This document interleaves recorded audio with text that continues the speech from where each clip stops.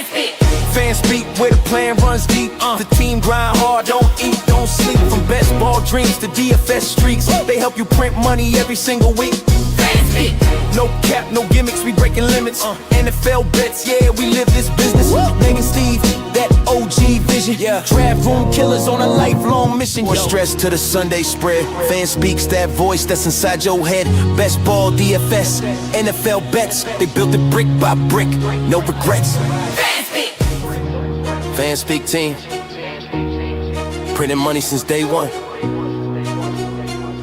Fanspeak, forever.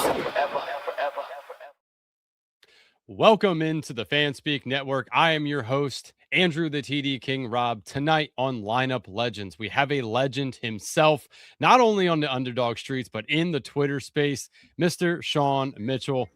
Shawn, how we doing, buddy? Oh, it's good, man. It's good, man. Thanks for having me on. Look forward to it.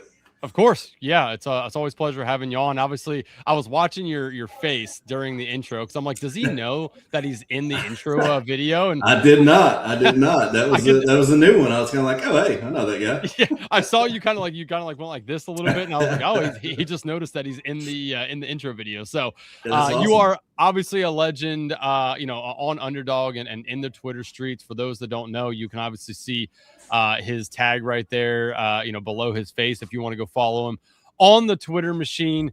So what have you been doing this off season so far? Been making any appearances on any shows or anything like that? I did a handful during kind of the pre-best ball, pre-NFL draft, when those contests were still alive. And then I took some time off. I probably did a handful, probably 5 to 6 or so. And then I took some time off, had some vacation and stuff come up, and didn't get back into it too much. So this is my first one, and God, it's probably been over a month, I guess. But no, I am going to be I'm not going to be getting back into it full time or anything. I am going to try to pull a few guests over into the on the YouTube channel here shortly in the next couple of weeks and get some drafts in. Nice. So out of the all the contests that have come out, was there one that really tickled your fancy?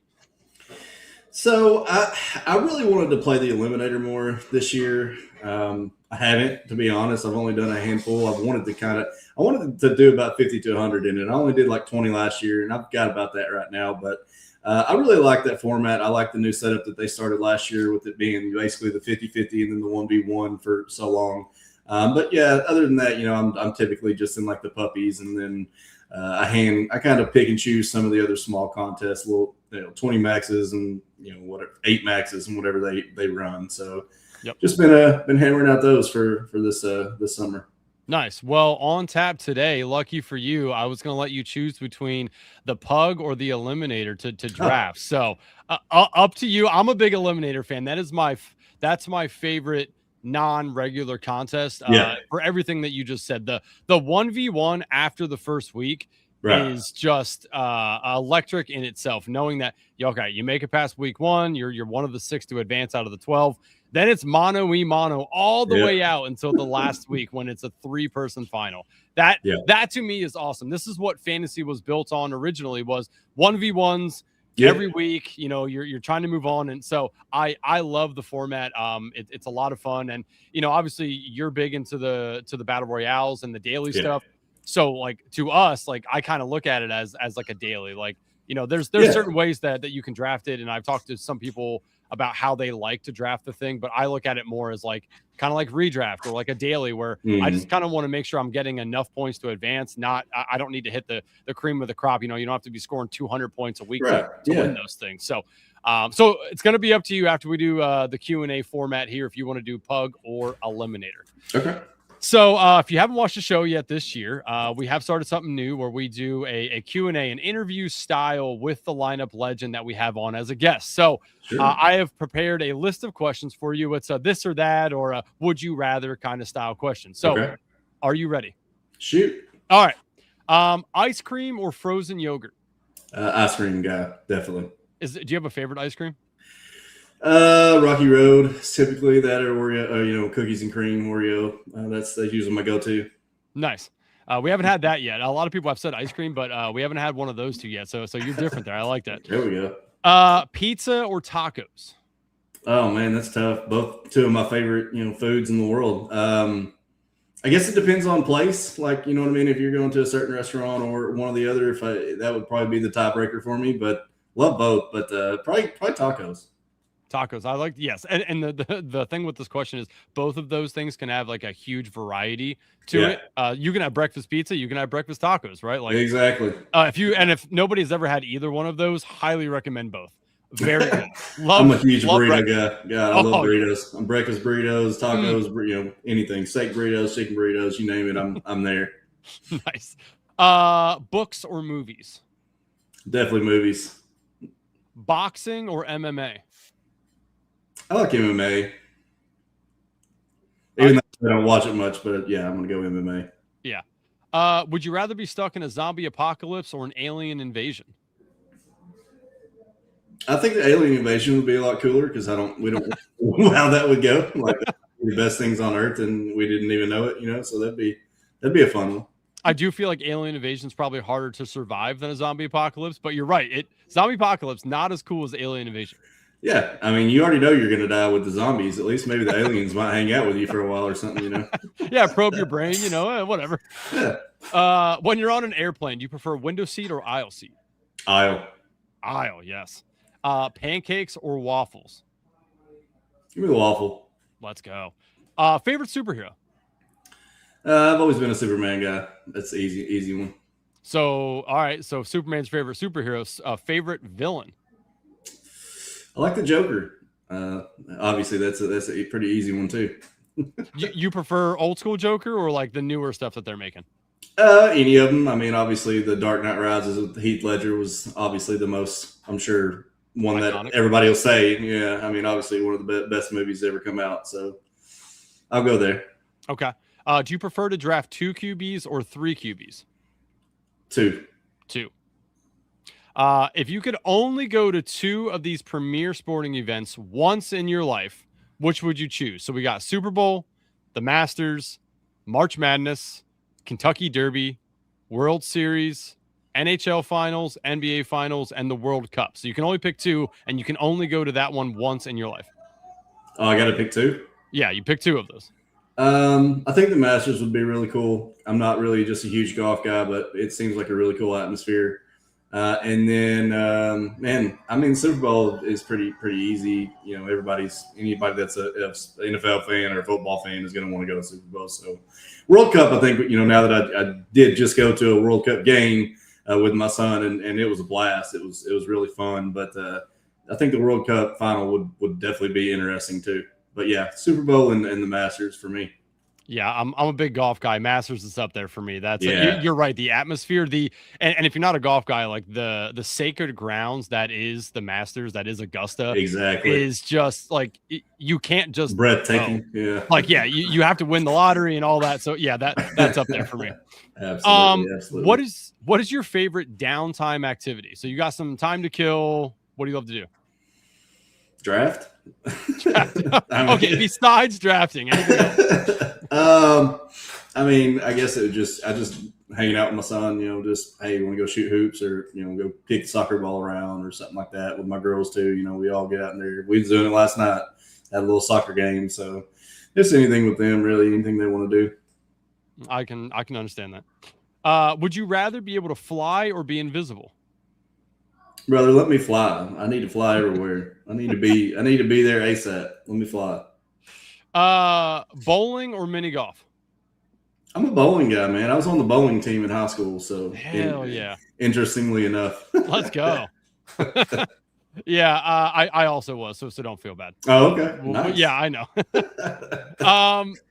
So have you ever met any famous people? And if so, who was your favorite to meet? Man.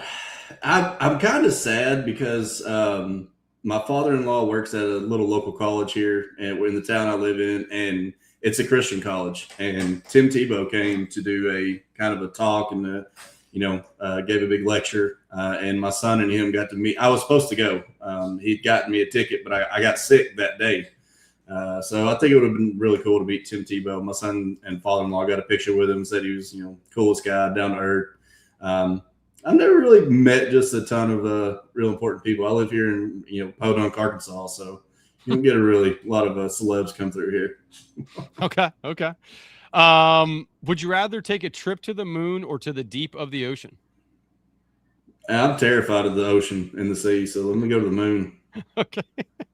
Yeah, that's a tough one because I think both of those you could easily die in the situation. So yeah. We watched that Netflix show just now came out where the cruise ship had sunk and tipped out. No, absolutely not. Absolutely not. Yeah, ocean is a scary place. There's a reason NASA stopped exploring it. Right. What was your favorite Halloween costume as a kid? I would probably say whenever I was probably like, I don't know, 6 or 7, my aunt who died from cancer, she made me a Donatello Ninja Turtle suit, and that was my thing. Awesome. Would you rather be able to read minds or control time? I think I'm pretty decent judge of character on people, so I guess control time. Would you rather have a personal chef or personal driver? Driver all day. I cook myself. Favorite band or singer of all time? Oh man, that is really tough. I'm a big heavy metal guy, so I listen to a lot of metalcore and stuff like that. So a lot of the bands, nobody's going to know who I'm talking about. But I mean, I like tons of genres. I'm going to see Warren Ziders this weekend at the casino. So I don't know. My kids love Benson Boone. We're going to see him in August, so I'll go with that for now because he's the biggest thing that's in my house at the moment. They won't stop listening to him. So.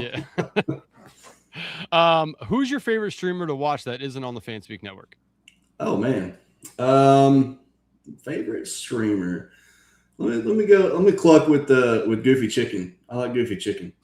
You know what's funny, and I even ousted myself there. I was like, I've never really watched him, and then Meg had him on, and I was watching the episode, and like I fell in love with just like his charisma and like how he talks, and like I really like this. And now I started watching this stuff. So his personality and everything. Yeah, he puts off a good vibe. Very much so. Yeah, he seems like a really cool dude, and I like to support those guys that I think are like genuinely cool people. Right.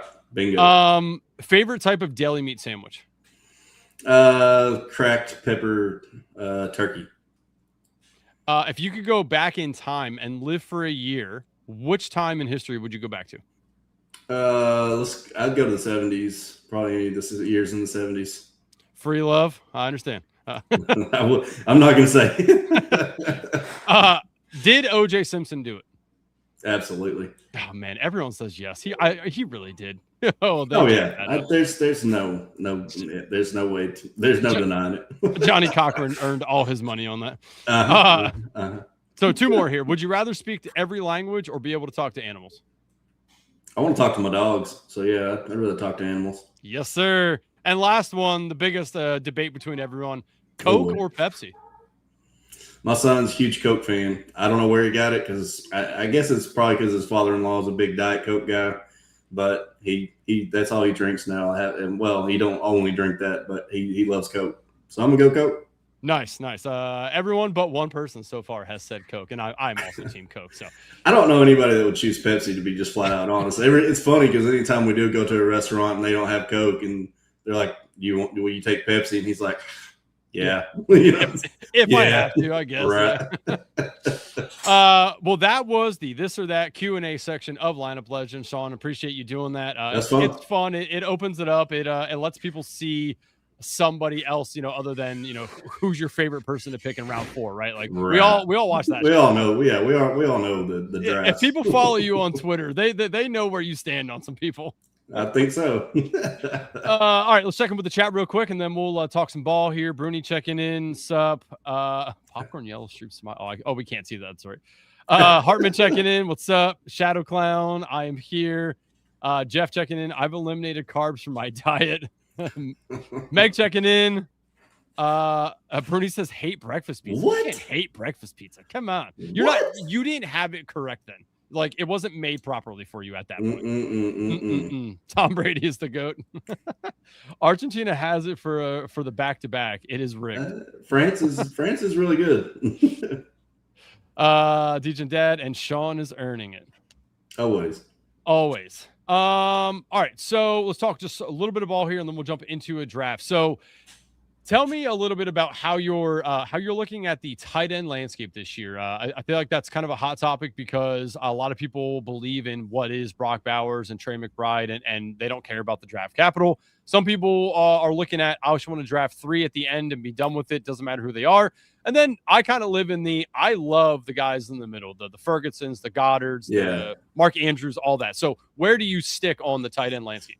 I think more often than not, probably 80% plus. I'm waiting until 155 plus. I put a tweet out about this, I think yesterday or the day before. Like, I love Brenton Strange right there. Like, he is the perfect tight end for me to take as my one, and I don't mind that because I feel like their offense is going to be that good, and I already know he's going to be targeted a lot.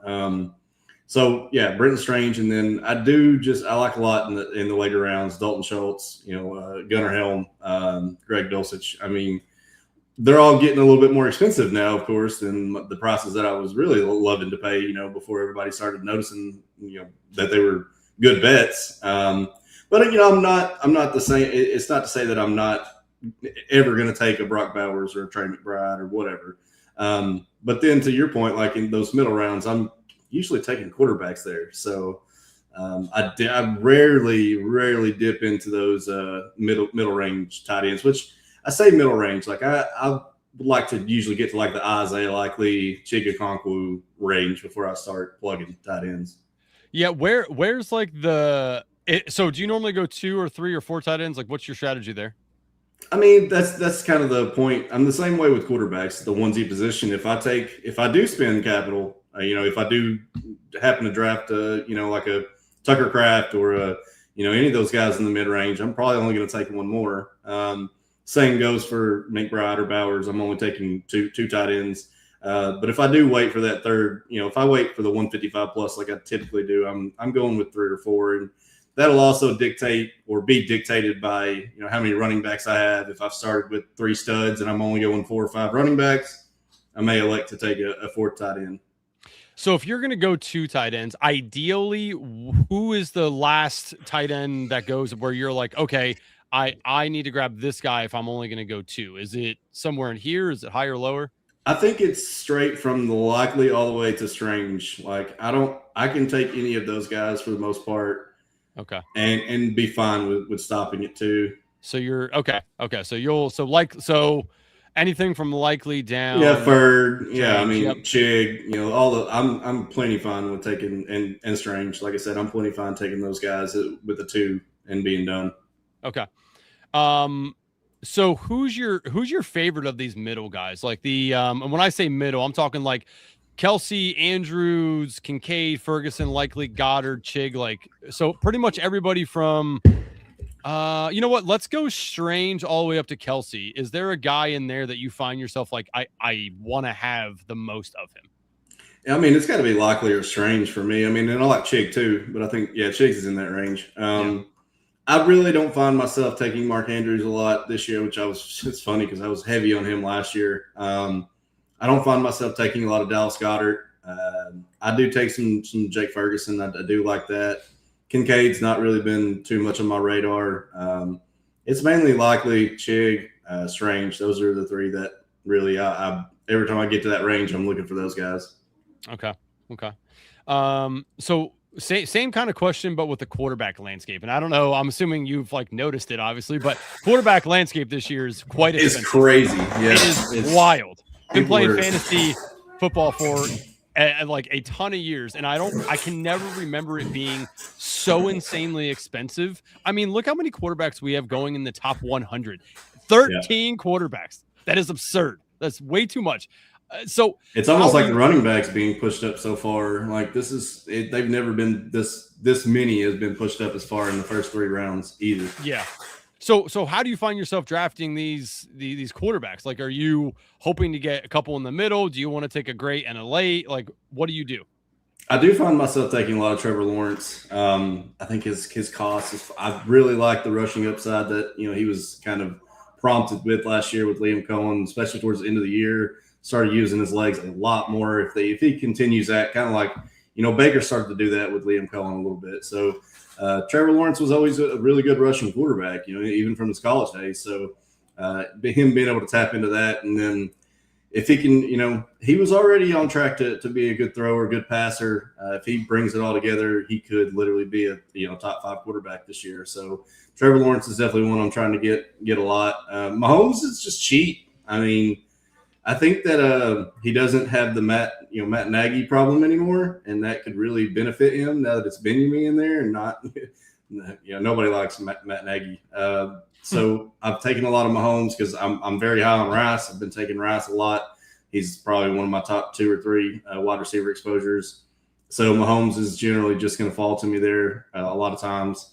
But other than that, like, I'm not taking a lot of Purdy. I'm not taking a lot of Dart. Dak, I've got a lot. I got a ton of Dak. But yeah, that's really who I'm kind of shooting for. Most of theirs is Dak and Mahomes and Trevor Lawrence. Okay. So at cost from Allen down to Hurt. So it's QB 1 to 7. At cost, who's your favorite? I've got a ton of Caleb Williams. I'm not going to lie to you. I'm just very, very heavy on, and I know Bruni's going to love that, but yeah, I've got a lot of Bears. I just see their offense taking another step under Ben Johnson. They're too good. Caleb's going to take another step too. They're going to be good. Their offense is going to click. And yeah, I see them scoring lots of points. Yeah, and I don't disagree with you there. So just a little off-topic question here. I'm looking at Burrow. Are you thinking, if you get Chase, are you thinking Higgins and Burrow? Is that an okay pairing to you, or is that too much? I will say I'm not. It's funny because that was kind of the big whole discussion last year was the game integrity. With people taking a naked Joe Burrow because you couldn't.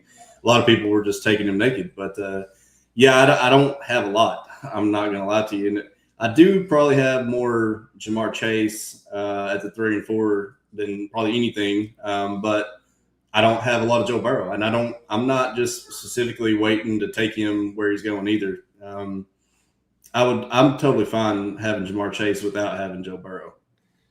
Yep. No, I understand. What I'm gonna do? Oh yeah. Who's your favorite late quarterback to take? And by late, I mean, let's go like Tyler Shuck on. So QB 20 and later. Is there a guy down in here that you kind of love drafting? Daniel Jones. I mean, this is too easy. I know that everybody's worried about the Achilles. It's true, but I mean, he's only 28, 29. It's not like he's Kirk Cousins' age trying to come back from Achilles. From all reports, he looks great. He just got cleared 2 days ago for all activities. He's well ahead of schedule. I just feel like after training camp, whenever he gets out there and he's fully doing everything, I don't see how he's already moved up. I mean, he's already jumped 10 to 15 spots within the last week or two. But I've been baffled ever since the contest opened at his ADP, especially as the news kept coming and being positive every time that it was being reported. So Daniel Jones has easily been one of my favorite clicks. Who's your favorite guy to pair up with Danny Dimes from that offense? Josh Downs, probably. Tyler Warren has kind of been one of those weird spots in the drafts where it's like, don't really want to take him where he goes a lot. So I don't have a ton of Tyler Warren. But I have been taking some Ashton Doolin lately, ironically enough. But I'm not really on Pierce either. I think Daniel Jones is his price. He's perfectly fine just going naked with because he still has rushing upside. I still think he's going to run a little bit. I just don't really think you have to pair him. But yeah, I like Josh Downs. Okay. Let's flip over to running back here. I want to ask you. Sure. So obviously we have all these guys that go in the back here. If you're in the 11 or 12 spot, you are almost pigeonholed into taking 2 running backs. It's just kind of the way it is. So back here, is there a guy you are fading? Let's say from Genty on. I don't have a lot of Saquon. I don't. Okay. Just getting up. I don't have a lot of. I don't have. Well, I had just total question marks about the whole Philadelphia offense. I'm just going to be honest. Their playoff schedule is absolutely brutal for one. They have some really tough games in the most pivotal part of the season. And again, I don't know how it's a brand new OC, Shawn Mannion. I know he's been under good guidance, but it's tough to be a first year play caller. And again, I just don't know how good this Eagles offense is going to be. I got a lot of questions. Okay. So rank these guys for me. Genty down to Derrick Henry. Okay. So we got here. Oh shit. Hold on. I'm gonna put him over here for you. So yeah, you can see. Okay. I'm gonna put them all over here. And then Derrick Henry's at the end. So rank these guys. So who do you want at the top here? James Cook. James Cook. All right. So we're moving him up one. I have James Cook ranked 8 right now in my rank. So. Oh, okay. Okay. So are you going a little heavier on him lately? Is he still behind Taylor for you? No. I have. Oh, you have him in front of Jonathan Taylor. I do. I do now. I do now. Yes. Okay. All right. I'm buying into the reports lately. Well, we've had a few that they're wanting to get him more involved in the passing game. I think that's really what he lacked as far as being a top running back option. And I made a post about that specific thing it's probably last week sometime. Just if he does happen to get 70 targets for whatever reason, why is he not going to be in the question with CMC and Jahmyr Gibbs and Bijan Robinson? Okay, I mean that's fair enough. Yeah, I still think like the problem with James Cook's problem is Josh Allen at the goal. And that's fair. Yeah, he did have quite a few touchdowns last year. How many did he have on the ground? Only two through the air, 12 on the ground. Yeah, that's my biggest gripe with James Cook. I love everything about him outside of he has a quarterback that is large and does not. Oh yeah, no doubt. That's has the same problem. That's a good point. It's a good point. But that's about it. I mean, outside of that, like James Cook is a great player, and obviously they use him in absolute boatload. So 309 carries is nothing to scoff at. That's a lot. I mean, led the league in rushing. So who do you have behind James Cook here in this list? All right. Genty is good there. I think the next one is a toss-up. I've been taking a lot more Derrick Henry. I think it's probably Derrick Henry. And then I'm probably going with Kenneth Walker, then Hampton. And then I think I'll probably take Saquon there. I like Chase Brown, but right there is probably how I would have it. Okay.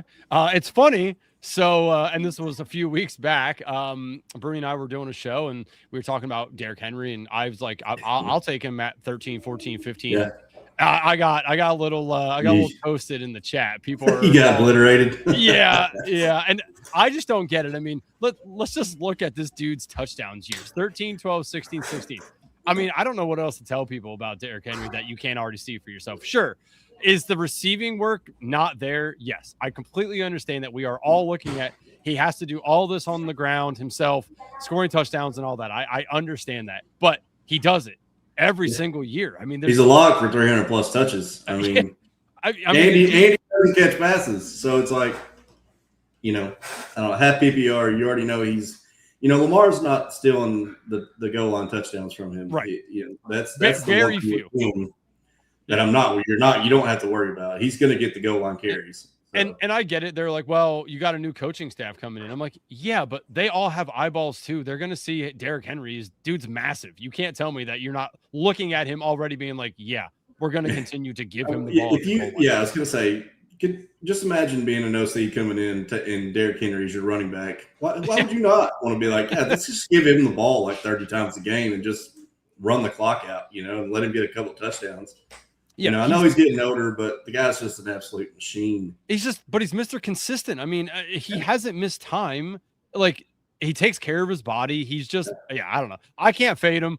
Best of luck for everyone who wants to fade him. Every time he falls, even a little bit, that's an auto click for me. I can't not take Derrick Henry. I'm sure he's probably in my top 5-ish or 5 to 7 exposures. Yeah, it's hard to not click him. All right, last question, then we'll get into a draft. Your favorite late running back to draft? Just anybody. It doesn't matter really where the space is.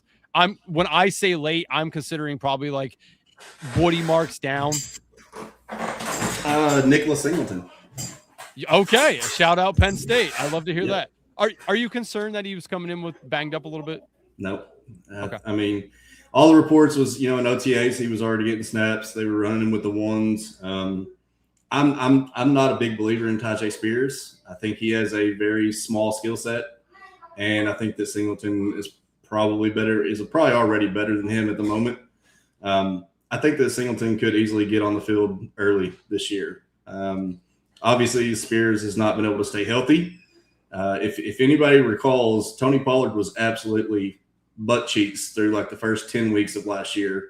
And then all of a sudden the offense got a little bit better. They stopped playing. I guess they started playing more careless because they weren't winning any games. And then Tony Pollard started having some good games.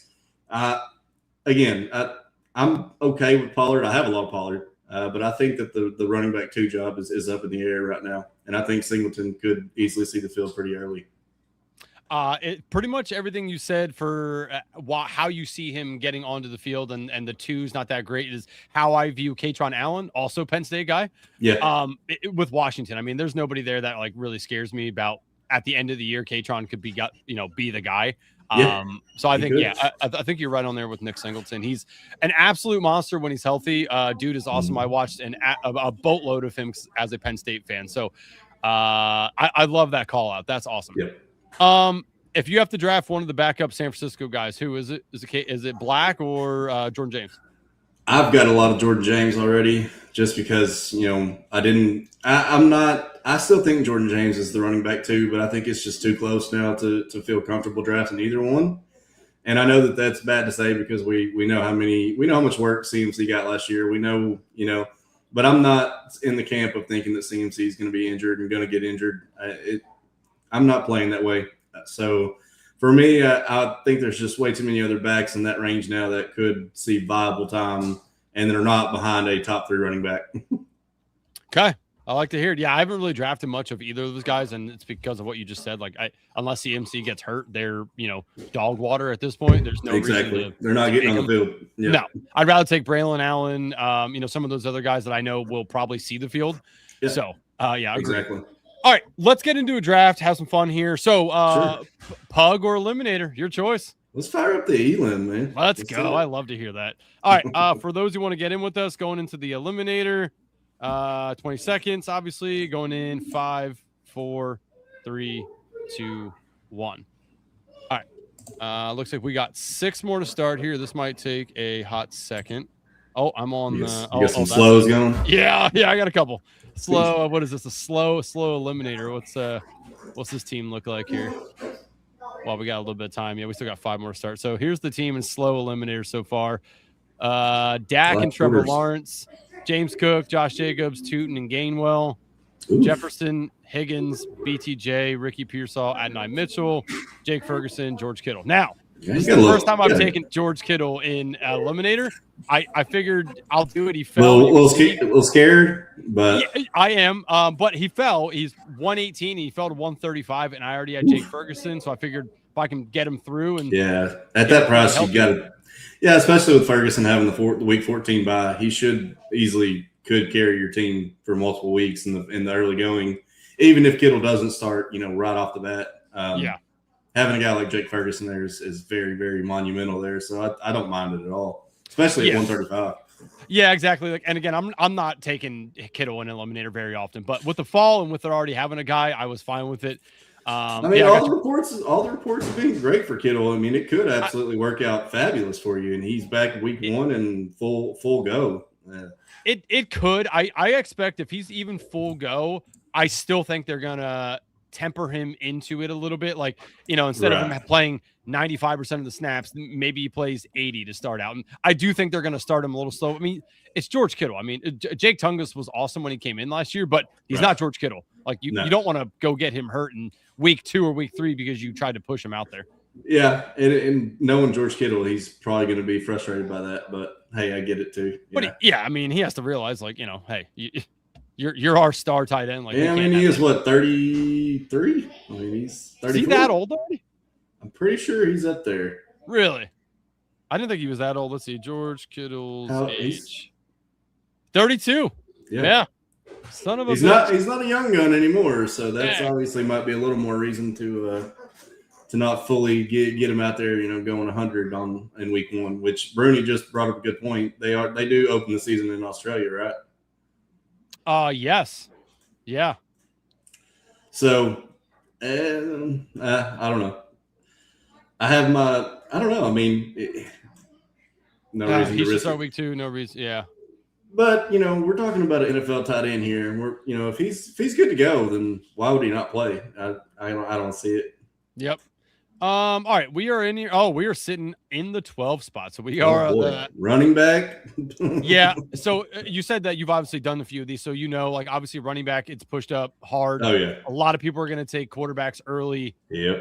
Those are two things I always try to remember when I'm doing an eliminator. Yeah. Got to get running backs and do not wait too long on quarterbacks, or else you're going out there with some Fernando and you do want to probably get some early draft capital on quarterback. Like you said, you're playing this almost like a single week DFS slate. You want the top scoring guys. I mean, you want the top 3, period. So not having some of those elite quarterbacks can really hurt you in the eliminator. You can't do the late quarterbacks in elim. Yeah, no, it's tough to do that and feel good about it.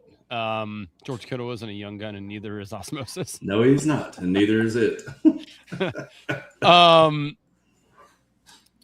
Oh man, I wanted to ask you something. Oh yeah. Do you care about stacking in the eliminator as much? No. Yeah, me either. I don't mind. I don't mind taking like quarterback, wide receiver, quarterback, tight end, but I'm not like trying to get 3 or 4 in a stack. I'm not trying to do make a game stacks. If it falls to me and it makes sense, yeah, I'm totally fine doing that. Because I mean, that is correlation at the end of the day.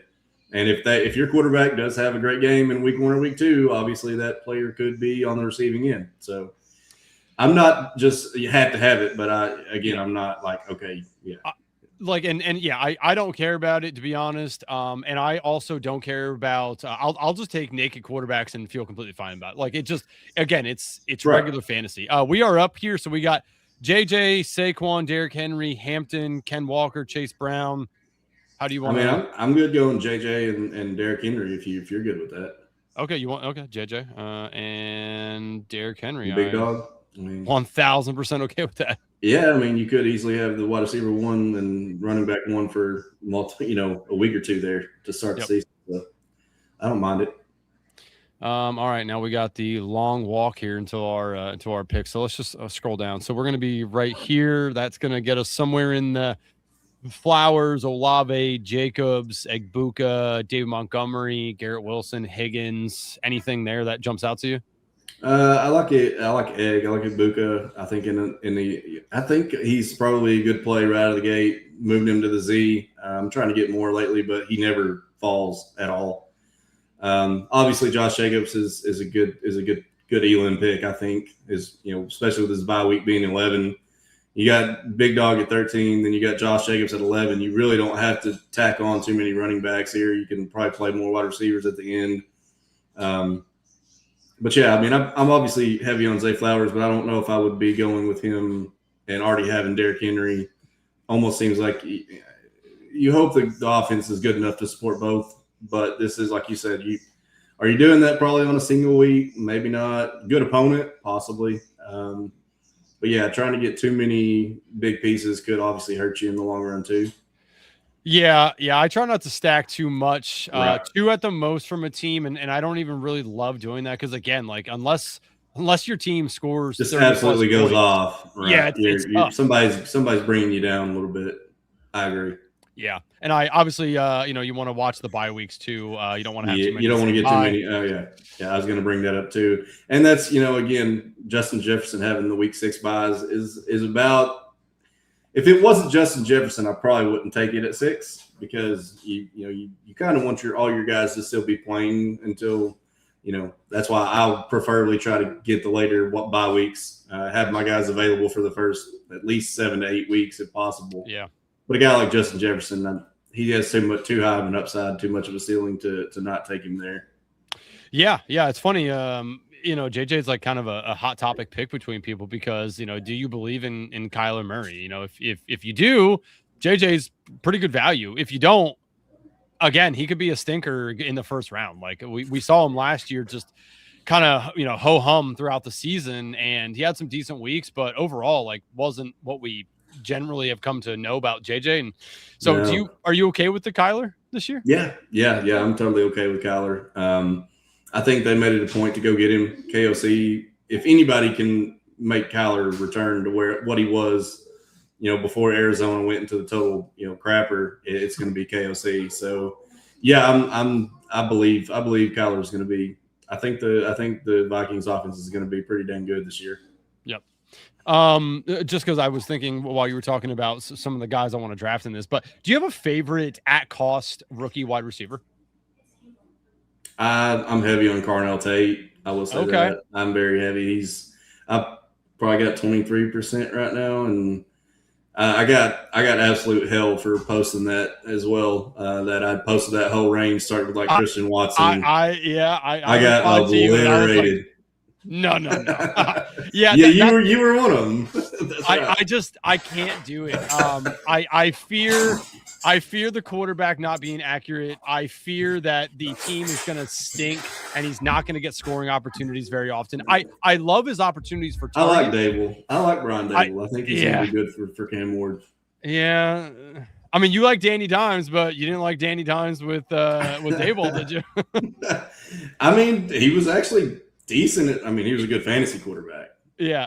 We have Kyron and Jacobs both here. Now they're both week 11. Do you want to take one of these guys? And then, we got Scatterboo. Who's your favorite here, Kyron or Jacobs? Probably Kyron, I guess. Okay.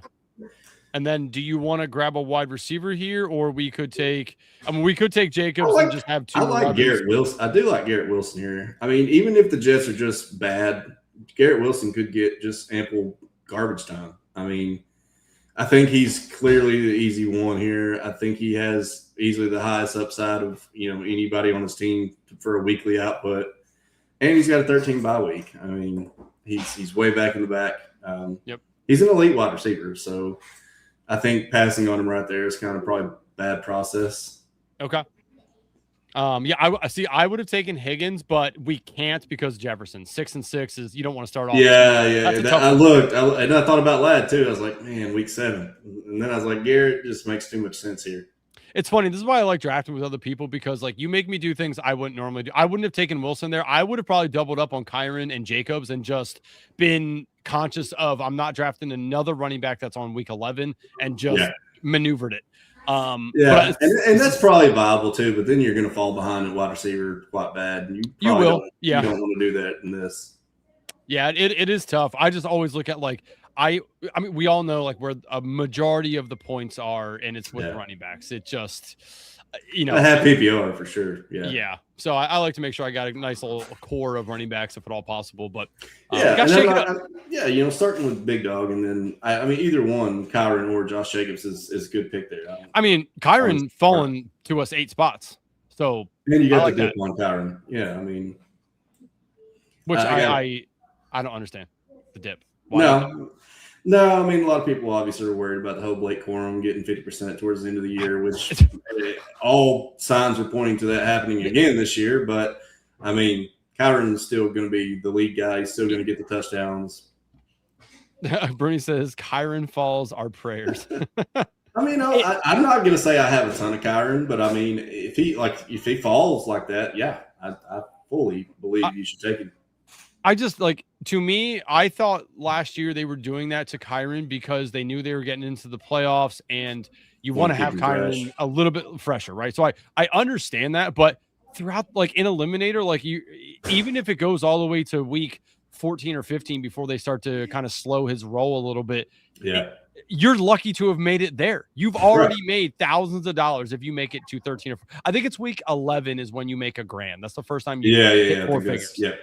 So you make it into week 11, you already have $1,000. You're good to go. So I'm not. Yeah, I totally agree. And we know Kyron's going to get a lot of the. We know that it's the start of the season. It's going to be his job. Again, like you said, we didn't see Corum really start to emerge till kind of towards the end of the late season. But Steve, I knew Steve knew ball. Arnold Tate 140 up. He gets it. He gets it. Yeah, I agree there. I see the target potential. I just worry about the offense blowing and they just aren't competitive. And I don't know. There's a lot of issues I can see with the team. I also think that they want to try to run the ball a decent amount. So I worry that when they get into the red zone, they try to punish the ball on the ground into the end zone instead of trying to use your best player on the field kind of ordeal. So I'm slightly concerned there. But it's funny. I had Matt from Fantasy Fitness on a few weeks back, and he also loves Carnell Tate. So I'm like, all right, you love him. He loves him. Steve loves him. Maybe I'm the odd man out here. I'm missing something. I think he's uber talented. We'll go ahead and make these picks. So we got DJ Moore, Price, Tate, Tate, Warren. We could take Joe Burrow. What do you want to do here? I mean, I think you know my pick on Tate. I mean, I think he's easily going to be locked. I mean, and that's one thing that people have kind of tried to mention to me. And I'll let you go ahead and you make the next pick. I hate this range. I'm gonna be honest. I know this is tough for me because like I want to take Price because but he's 11. Exactly. You know what? Let's go DJ Moore. I like DJ Moore too. Okay. I think that. And a lot of people are saying that rookies gradually and historically they start off slow, and that's completely fine. And that might not be the greatest thing for this contest, but I don't see them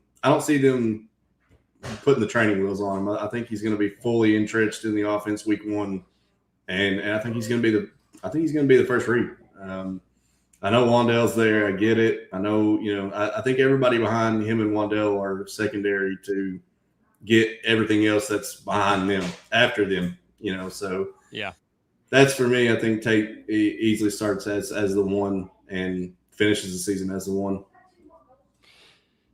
Yeah, I don't disagree with that. I'm only scared. I get what you're saying too. The offense could just not be good. We know that. We saw it last year. They also were very out of line. They had no mesh. They had no. The scheme was terrible. Callahan was awful. I just fully think that Solid's going to bring some good structure. And then I like Dable. So I'm buying into the office. I think they're all just too cheap for one thing behind Tate, but I've gotten a lot of Wan'Dale. I've got a lot of Cam Ward, got a lot of Tony Pollard. I guess I just have to say I'm buying into the offense this year. Okay. All right. Well, we'll see how that plays out. If that's the case, if you're right, I'm not making enough money this year. That's for damn sure. Well, I do like Gunnar Helm. Gunnar Helm, I think is very undervalued tight end at where he goes. If there's a real connection with Cam Ward, like he could pay off dividends pretty hard at his cost. Yep. I'm very high on him as well. So, yep. I mean, it's you got to take bets on some of those cheap offenses because they're way too cheap, and you just hope that they overproduce. Oh damn it! They're gonna start going. I was like, we might get semi-gifted. Here they go. No. Yeah, I was watching. I was like, man, it's like if we can get one of these guys to fall back to us, we are in a gift mode here. But I have an odd feeling that they are all gonna go before we are back up. Yeah, I don't think we're gonna. I don't even care which one makes it back. I just wanted one of them to make it. I just want one of these guys. Don't care who. Yeah, and they've all got good bye weeks too. I mean, so you might get luckies. I mean, do you want to take a QB because we might be able to get Dak or Herbert? But then after that, it's going to be a little bit. Then Purdy's up. But do you want to take any of these four guys if they fall to us? Absolutely. Okay. Yeah. What do you want to do? Feel like they're just a tier above the next tier of quarterbacks. I think there's a big tier break there. Do you then want to take? Are you a Rico guy? Dobbins? Oh God, Rashad White. I guess I don't know. It's and any running back love there that you like. I think Rico's fine. I like Rico. Okay. Let's see what happens here. Hopefully he falls back at least. I have an odd feeling the guy in front of us is going to take him. This jabby fit fuck. He has Tony Pollard and then Lamb, Olave, Higgins. I don't know. He'll have the same bye week, so might not. Are you talking about that's true. Are you talking about quarterback or Rico? Oh no, Rico. Yeah, but still, it's that's the same bye. Like Tony. Yeah, I was gonna say Tony's got week 9 bye too, so he might not. Let's see if he's really paying attention to how to play Eliminator. I would be fine if he took Rico and gave us Dak. We'll take Dak. I mean, he's got a quarterback I mean, already. he has so, Burrow, yeah, but he also has CD. Yeah, that's what I'm worried about. He's oh boy. I'd like to get Dak right here. Oh, thank God. Oh, wow. Okay, so Well, we can that take made it easy. Yeah, that Yikes. just made it really easy for us. Who did he take? Oh, he took Dobbins. All right. He took Dobbins. I bet you in regular formatting he would have taken Rico. I think so. Yeah. Yeah. I'll take I will say I'm taking in regular classic drafts. I'm taking Dobbins over Rico. But that's really? Me. Okay. Yeah. Okay. So then talk to me about that backfield, because a lot of people like RJ Harvey, a lot of people hate RJ Harvey, and then you got a mix of can Jonah Coleman just overtake Dobbins at some point? I've got a lot of Jonah Coleman too. I'm just not a big I hate RJ Harvey's price, even though it's continued to fall. He's getting into a range now where he's okay to take, and I did take. The funny thing is, I probably took most of my shares of him at his worst possible price. But I also didn't think they were going to re-sign J.K. Dobbins, which that's also a big reason why I'm into J.K. Dobbins now. But Jonah Coleman, I got quite a bit of him because he's going way too late. I feel like he's going to be the direct backup to J.K. So more of an insurance thing there, but also I feel like he's already getting in line for third down work, supposedly. So if that's holds true and then it goes through camp and he is the third down back, he's going to move up immensely.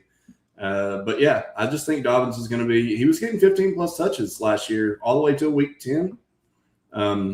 No, he's not going to get any passes. That's fine, but he's getting all the early down work, and I think he'll get the goal line work as long as he's healthy. Everybody, and that's the only argument that you'll get from people is that he hasn't finished the season. He's only 26. I mean, he's 25 years old. Yeah, he's had bad injury luck. Look at CMC. Everybody was like, "Oh, can't draft him last year. Plays all year, running back 1." I mean, if the guys the Broncos decided to bring him back, they wanted him. Sean Payton loves him. I think he's going to be the guy. Yeah, I have a tough time drafting that backfield because I just don't know who it's going to be, and I feel like clicking Harvey at the price. You're right; it feels disgusting. Yeah. Dobbins is more palpable. Coleman, at least I know. Like, okay, I'm taking a shot in the dark. Like, I don't want to expect the moon, but I can expect to maybe see some playing time. Yeah. I don't know. It's tough. I do think I want more Dobbins, but I just haven't really gotten there yet. Yeah, and I mean he's going around pick 100, and I think I've got him around like 81. But also, the whole thing about Jonah Coleman is I feel like you're getting a 3-down back if JK does go down, and he's going around 160. I mean, he's still stupid cheap. Who's that? Coleman? Jonah Coleman. Where's he going? Right here, 161 right now. RB 49. Yeah, he's going around a bunch of literally RB2s and RB3s that might not even get the whole workload if the cuff gets hurt. So to me, I feel like Jonah Coleman's just underpriced right now. Yeah, I do want to get a little bit more. We are up almost here. And also, Jeff says, speaking of offense not being good, that's why I'm surprised 2 Raiders go in the first 18 picks. That's a good point. That is a good point. But I do trust in Clint Kubiak. Yeah. Also, if this guy doesn't take Kyler, do we want to get Kyler, or because we're gonna again get pushed out at running back or at quarterback? I'm fine. Or we could take Baker. I'm fine taking Kyler. I mean, we've got Dak, so he's week 14, and at least Kyler has a little bit of running ability as well. Yeah. All right. Who do you want to take? Aaron Jones. We could take one of these tight ends. I think I'm fine taking Pitts here. Taking Pitts. All right. We got a little bit of a fall on him too, so that is nice. And he's by week 11. Yeah, I like the bye week. I like the upside. I like the offense. I think Tua is probably going to win the job. And I mean, looking at the team with the bye weeks, we might be building at least $1,000 winner right here. I like it. I mean, I like it. Yeah, we're setting up for nice buys. I love that all of our wide receivers are on different buys as well. Yeah. That is really nice. We don't have too many. We have all late running back bye weeks. Yeah, we have a couple just in total on the team. A couple of bye week 11s. We have a couple of bye week 9s, 2 14s. But outside of that, or no, 114. Yeah. Who's you? Oh, we have 2 6s. Right. Yeah, we have. Yeah, that was my only kind of holdback on Kyler. Was like, now we're getting. I know we're stacking, but they both got week 6 bye, but I think we've got enough talent in the other spots to overweigh the week 6. I'm curious to see here, and this is something I want to put together, and I'm so fucking lazy. I haven't done it yet, but I want to put together so let's say you're drafting Kyler, okay? Who on week 6 has good matchups? So let's go to look at Dak on week 6 and see 1, 2, 3, 4, 5, 6. They play in Green Bay October 18th, week 6. Not the scariest of defenses to play against, so I don't hate that. I don't like that it's not at home, but it's not going to be cold in October in Green Bay yet either. So I think that's it's not good. Yeah, I was going to say it's not going to be blistering cold, but he is going to have to face his friendly foe there in Michael Parsons. Yeah, it's an 8:20 game. So is that Monday night or Sunday night football? Let's see, October 18th. Yeah, so that could be October 18th is a Sunday. So Sunday night football for us there in Green Bay. Oh yeah. That's nice. I like that. That's cool. So I would love to put that together. If you have seen that at all anywhere, please share that with me, because I would love to get a kind of like a roadmap thing of, hey, if you drafted this guy, here's the good games on that bye week. I think quarterbacks matter the most on that. Some of it would matter, but I do know a lot of people that are strictly drafting for like weeks 1, 2, and 3 in the elim, and I've done a little bit of it. Trying to nail down those really good matchups in the first couple of weeks, but at the same point, it's like, what if you're just totally wrong? That's why I feel like drafting like this, just drafting to play the strategy more than trying to just bank on a given game or two for the week. I think it's probably not the best use of time. Yeah, and I agree. I think, a lot of people, week 1 is all that matters, right? An eliminator, I've heard. I get that, and I don't disagree, but at the same time, I'm not going to fully draft like that because, like you're saying, is anything can happen. And once you get to one-on-one, it's like the world is completely different at that point. All you need to do is score some points. I don't like to take a ton of rookies in this format. Some, but not a lot. Yeah. And I like at the end of draft, I'm more open to taking a Cooper Kupp if I need to, or some established guy that is going to get target. He's got a role. Yeah. Right. I like in BBM and stuff like Cooper Kupp. I'm sorry, you're not seeing the team, but an eliminator, I'm all right. I'm taking him there. I don't mind. Yeah, I agree. I agree with that. All right, so we're going to be up here in 2 picks. We got Khalil Shakir, Tyrone Tracy, Casey Concepcion. We could take our third quarterback of Darnold or Stroud. Coker, Steph Diggs, your boy Cam Ward, Woody Marks, Chig. Come back to the top there. I mean, we already got one Buffalo. How do you feel about Tracy? I mean, he doesn't overlap a bye week. I don't mind it only because I know he's going to play with Scatterboo. I think and I mean, who knows? Scatterboo's injury. He could be a little slow off. Do we take a third quarterback here or no? I think you can, but I don't feel like you have to. Okay, it doesn't matter. We got 6 seconds. It's another bye week 11, but I feel like he's got an automatic role in the offense. And what if he catches a 70-yard touchdown week 1? It could happen. It is true. All right, so that puts us right now. We are sitting at 2-4-5-1.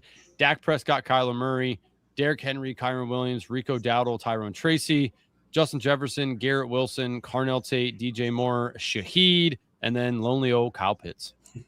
I do feel like we needed another wide receiver there. Feel like if anything, it's probably what we're the thinnest at. But I mean, we still have J-Jet and Garrett Wilson, but the Wilson pick is a total wild card. I feel like so getting just another little bit of depth there. Shaheed should come in and be the wide receiver too. So.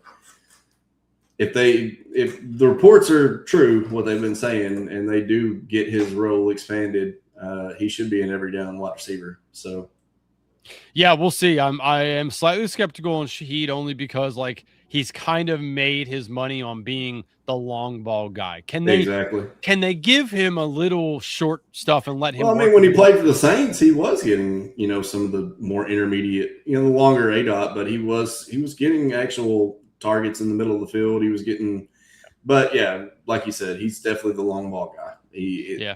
It's a kind of a boom or bust type of a play, but we did see with New Orleans that he could play. He had more of a route tree than just a go ball. So new OC this year, so I'm sure things are gonna get shooken up a little bit there. And just like everybody says, they're under the Shanahan tree or under the McVay tree, whatever you want to call it. Every OC that comes up these days is under one of those trees. So yeah. Sup, Who Hames? How we doing? Checking in. Crew. Yeah, I saw Al Boog jumped in. What's going on, did? Al Boog? Yeah. Al Boog's as an OG of the drafting streaks too. But, Very much so. I see him posting a lot. Shout out Who Hames. Yeah. Oh yeah. All right, let's see. So when we're back up, that's going to take us roughly here. Jawan Johnson. He's 11. Pitts is 11. Jawan Johnson, Omar Cooper, Bryce Young, Isaiah Pacheco, Jawan Jennings, A-Rod, Brian Flournoy, Adonai Mitchell, Coleman. I don't want to take Charbonnet. That's tough. No, swallow. I would not touch Charbonnet in any elim contest. I do have him in one, but he was like 40 picks past. I was going to say, if he's like your running back 6 or 7, then I guess that makes sense. Running back 6 for me in that one, and he's like 40 picks past. I'm like, all right, I'll do the shot here. I'll take it.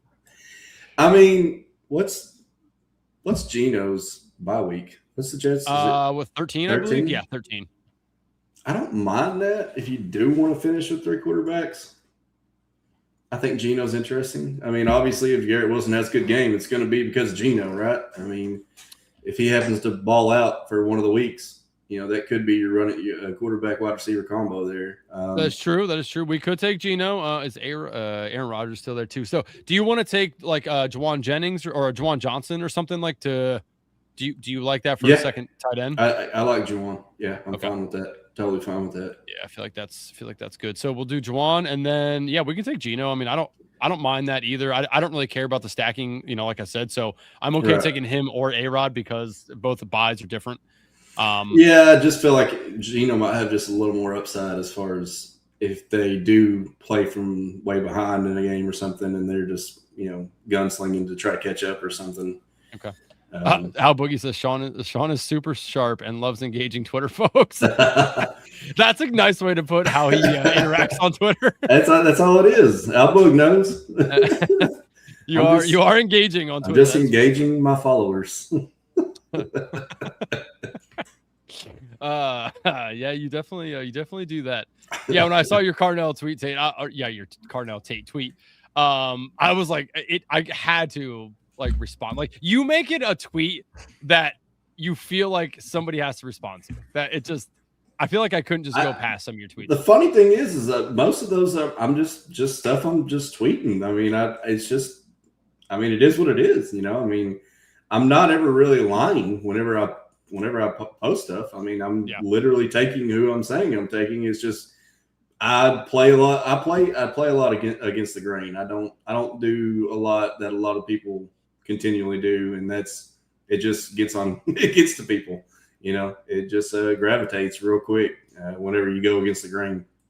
Hey, live and die by your own sword. I feel like that's how everyone should draft. I know there's a bunch of streams out there now where people talk about who they like and how you should draft and this and that. Here we are doing the same thing, right? But at the same time, it's your hard-earned money that you're using. Have fun with it. Live and die by your own sword. Have some of your own takes.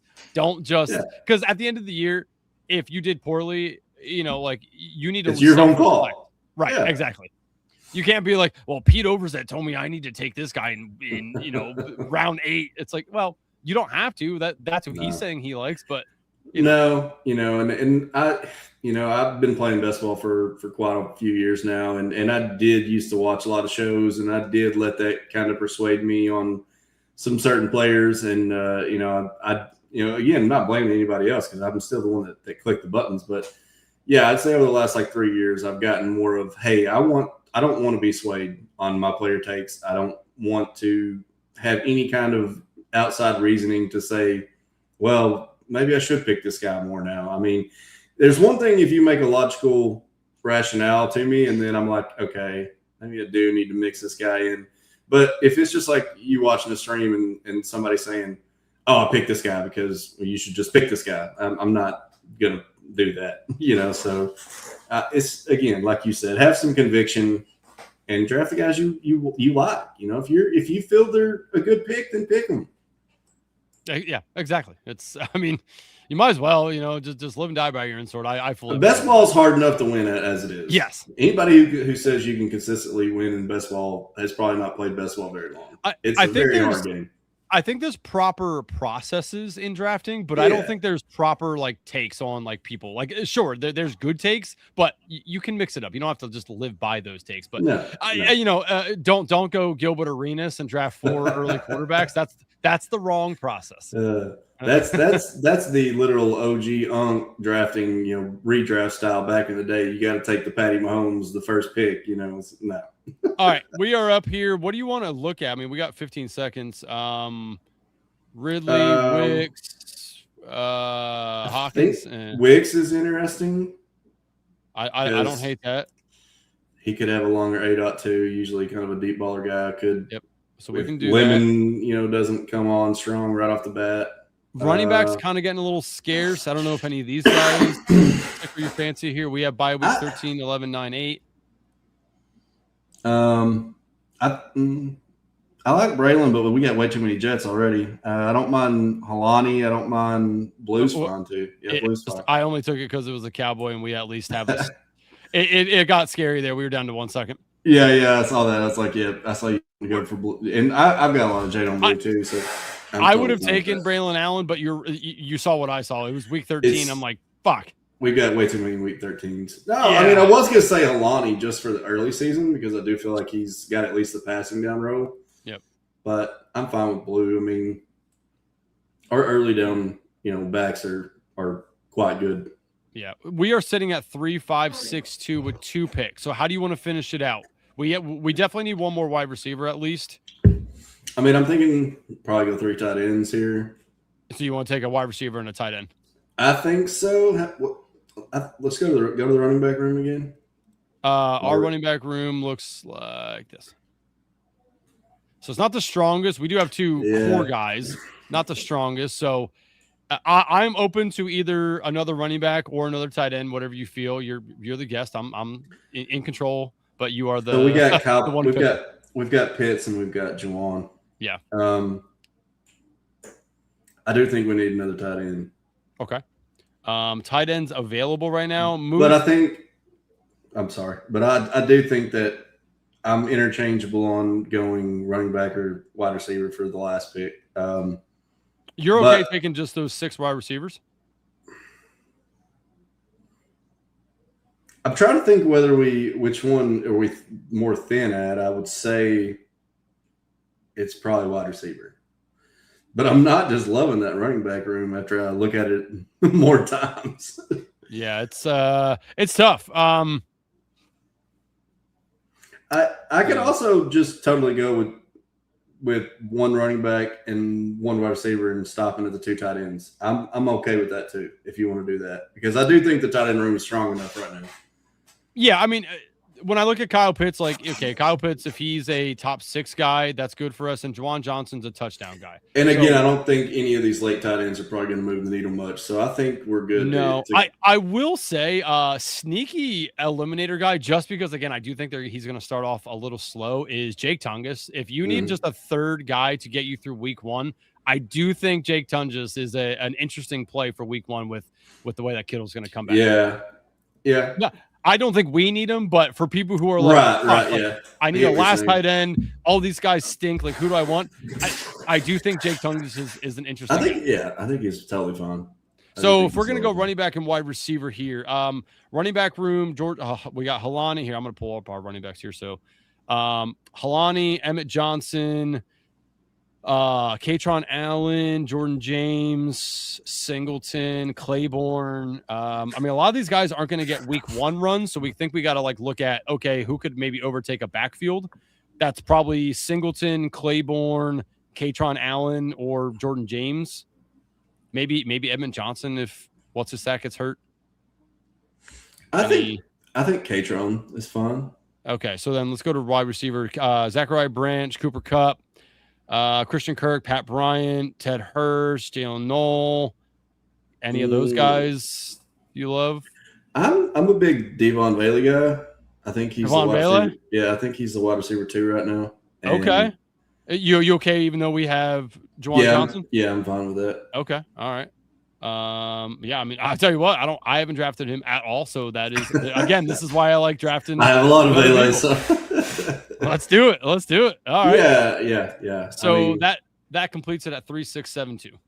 I said he's a wide receiver 2, and I'm probably going to get crucified because we all know Jordan Tyson's there. I think clip that and post that on Twitter. I'd love the engagement. I wanted to clarify real quick. But Chris Olave with the whole blood clot thing, and then I'm just saying there's definitely chances that Bailey could easily be on the field week 1 and have some run. So yeah. All right. So just to review the team here: 3-6-7-2. Dak Prescott, Kyler Murray, Geno, all different bye weeks. 2 really late ones, which is really nice to see. Yeah. Derrick Henry, Kyron, Rico, Tracy, Jaden Blue, and Katron Allen, all different buys as well. Yeah, that's excellent. Mm-hmm. Justin Jefferson, Garrett Wilson, Carnell Tate, DJ Moore, Shaheed, Dontavian Wicks, and Devon Bailey. Again, all different bye weeks. We have perfected the bye weeks per position. And then Kyle Pitchmon Johnson, obviously, different bye weeks as well. So we are the bye week bros really love us. I won't lie to you. This is a well done, well built for bye weeks. We don't even have that many on the same bye throughout the whole team. 13, nice. 13. We got a little couple 13s, couple 14s, couple 6s, 11s. But yeah, I mean, if we make it that far, you're already well into the money. So yeah. Exactly. They've done their job, If you lose out because you have too many guys have on bye in like week 11, then that's tough news. Yeah. Boogie says Vele is a sneaky good call because the other 2 ahead of him have injury risks. Exactly. Jordan Tyson with the hamstring, being eased in. I'm surprised you didn't get pressured into drafting Warren. Which Warren? Jalen or Tyler? He's probably talking about Jalen Warren. Oh, okay. I do have a decent amount. I was a big Jalen Warren bull last year, Bug. Okay, well that was good. That was fun. I love drafting Elam, so I'm glad that you picked that. That's again one of my all-time favorites. This is it is a fun format. It really is. I'm trying to work on maybe getting Purple Yosha, the guy who won it last year, on to pick his brain. Just awesome. For some reason my thing came unplugged. That was weird. So we're looking to get him on. But yeah, man, that was fun. I will tag this and rename it so that when we win a bunch of money, I know it was drafted with you and repay you. Yeah, man. Throw me a few dollars. Yeah. Well, hey, that was fun. I appreciate you hopping on. Tell the people again where they can find you. On YouTube. You said you're going to try to have a few people on, so tell them where they can find you on YouTube. Extend the Drive Best Ball Live. It'll be on that YouTube channel, XCDBBL. You can find the channel. I've got some guests lined up. I haven't really done any announcements or anything or any hard scheduling, but I've got some names. I'm going to throw some drafts. I'm probably going to do maybe 1 or so a week starting here. Probably going to try to start lining it up next week. So other than that, at SMitchell17 on X, Twitter, whatever you want to call it, you can find me there and look for those announcements. Yes, guys, go follow him on Twitter if you don't already. Get that engagement going with Shawn. He does thoroughly enjoy it. So, Shawn, appreciate you hopping on, buddy. Taking up enough of your time. Have a good evening, and I'm sure I'll talk to you soon. All right, man. Thanks, Andrew. See you, buddy. All right, for the second half of the show, I'm going to try to fix my mic here. For some reason, it came unplugged and does not want to work. But as always, bringing in my co-host and partner, Mr. Justin Bruni, on for Degen Dad's Best Ball. Bruni, how are we doing? Filibuster a little bit. I got to try to fix my mic. You going to chug a beer? Not anymore. Not anymore. How are we doing? Anymore. Love the stream. Love the team. Good stuff. Always love seeing and hearing from Shawn.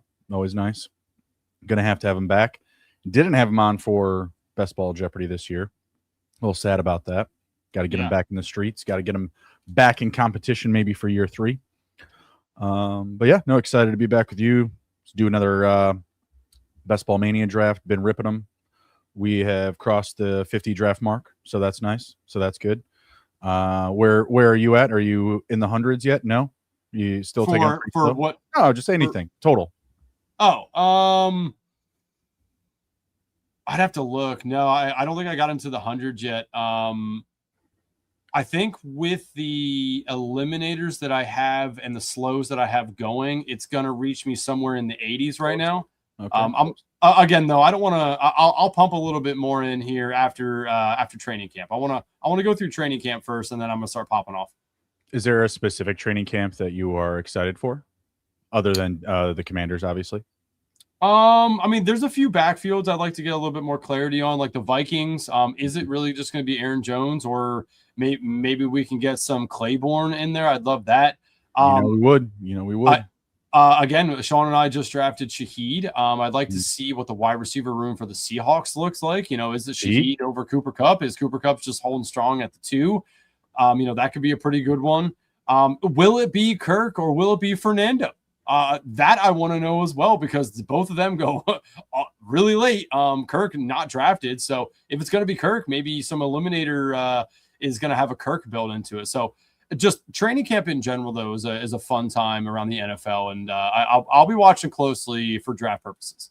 Hostile ADP environment. That's what I love to see. I love the calm before the storm, right before camps open, like right about now. Actually, I think they're going to start like late next week. So this next, 7 to 10 days of drafting, little to no news is actually, pretty calm waters for the ADP and market prices and best ball. So I do like drafting during that time, but I can't lie. I like diving head first into the unknown, where you have people, pulling players up 4, 5+ rounds. I think Jacoby Brissett could be a guy like that. You're starting to see some of those, Twitter photos, some South Florida throwing sessions going on with the boys, stuff like that. So I think we're going to see some fast movement on some names. I think I saw that Marshawn Lloyd was the biggest riser in the last 7 days. I haven't caught any juice or wind of any positive news on his end. I think that would be an interesting backfield to maybe discover through training camp. Maybe some camp battles there. I can't even think of the other backup running backs there. Obviously, Manuel Wilson's gone. You have Marshawn Lloyd. Why is that next guy not coming to me? I said they were also a potential spot for like Kareem Hunt. Why is that third running back for the Packers not coming to me? What, Chris Brooks? That's who it is. Yeah, Chris Brooks. Yeah, I was drawing a blank on Chris Brooks. Was not there. Not drafted any Chris Brooks. Not much Marshawn Lloyd either. Stop that nonsense his rookie season. after his rookie season. Yeah. But yeah, I thought that was an interesting riser. A lot of RB2 climbers in general. Mike Washington, a name I've been buying a lot of. He's starting to climb. Jaden Blue, same thing. A couple of other RB2s in that mix from the last week. I wanted to Jordan Mason, if you consider him, the RB2. I feel like that's really neck and neck. I feel like he's like just behind Aaron Jones, and then Tank Bigsby also climbing. He's climbed almost 3 spots in the last 7 days. So as we've seen, running backs get more expensive in general. We're seeing the roles behind them also just kind of follow suit to the position demand. Yeah, definitely. How are you doing over there? Are you struggling, or are you going to make it work? The mic just stopped working, so it also stopped my audio for the headset. So right now you're just coming out of my computer, and sure. my camera's mic is picking it up. So that blows. Right. I have no idea why the mic just all of a sudden literally stopped working. Super stuff. Yeah. Solid. It won't even turn on. It's dead, but it can't be dead because it's plugged into the computer. So it's not. You're just doing solid. So I might just be just going raw dog here with the computer and the the mic from the camera. Chat, you can let us know. I think he sounds good. I think he sounds that fine. Sucks. Does it? I mean, you're fine. You just don't have your cool headset to use. Yeah, I'll just put it around my neck like one of the cool kids back in the day. Like, what's up, dudes? Those kids were not cool. Those kids were not cool. Yeah. So the mic literally like you can see it's not even on. Oh, look, I touched it and it came on. As soon as you picked it up, that green light was on. So I don't know. Mike Robb says you're good. So I mean, all right. Well, no idea. Don't know what's up, but yeah, Bruni. So saw you writing some articles. What was the article about that you posted on your? I think it was your Instagram. That should be out tomorrow via the Fantasy Six Pack. So that's late round gems, just like guys that I'm consistently buying rounds 13 to 18. You put Isaiah Pacheco on it. Sell me on Isaiah Pacheco because I've drafted him maybe once, and it's just it's just the role based on value, right? Like he is a premier handcuff running back, right? If something were to happen to Gibbs and he were to go down, running back 46 is not a bad price for your 4th, 5th, or 6th running back, potentially, just depending how you're loading up, to just save yourself, right? We saw the David Montgomery role there have some success, certainly outplay RB46 the last 3 seasons, but we're being told that we're going to have, a lesser version of the David Montgomery role. And again, at RB46, I still think that's a very fair price when you're building into potentially a, early wide receiver start, a hero RB start, double hero RB, whatever it is. I think he's a great back end value to roster, especially in the case of an injury, because if Gibbs did go down early somehow or did have a week or 2 where he missed, Isaiah Pacheco's value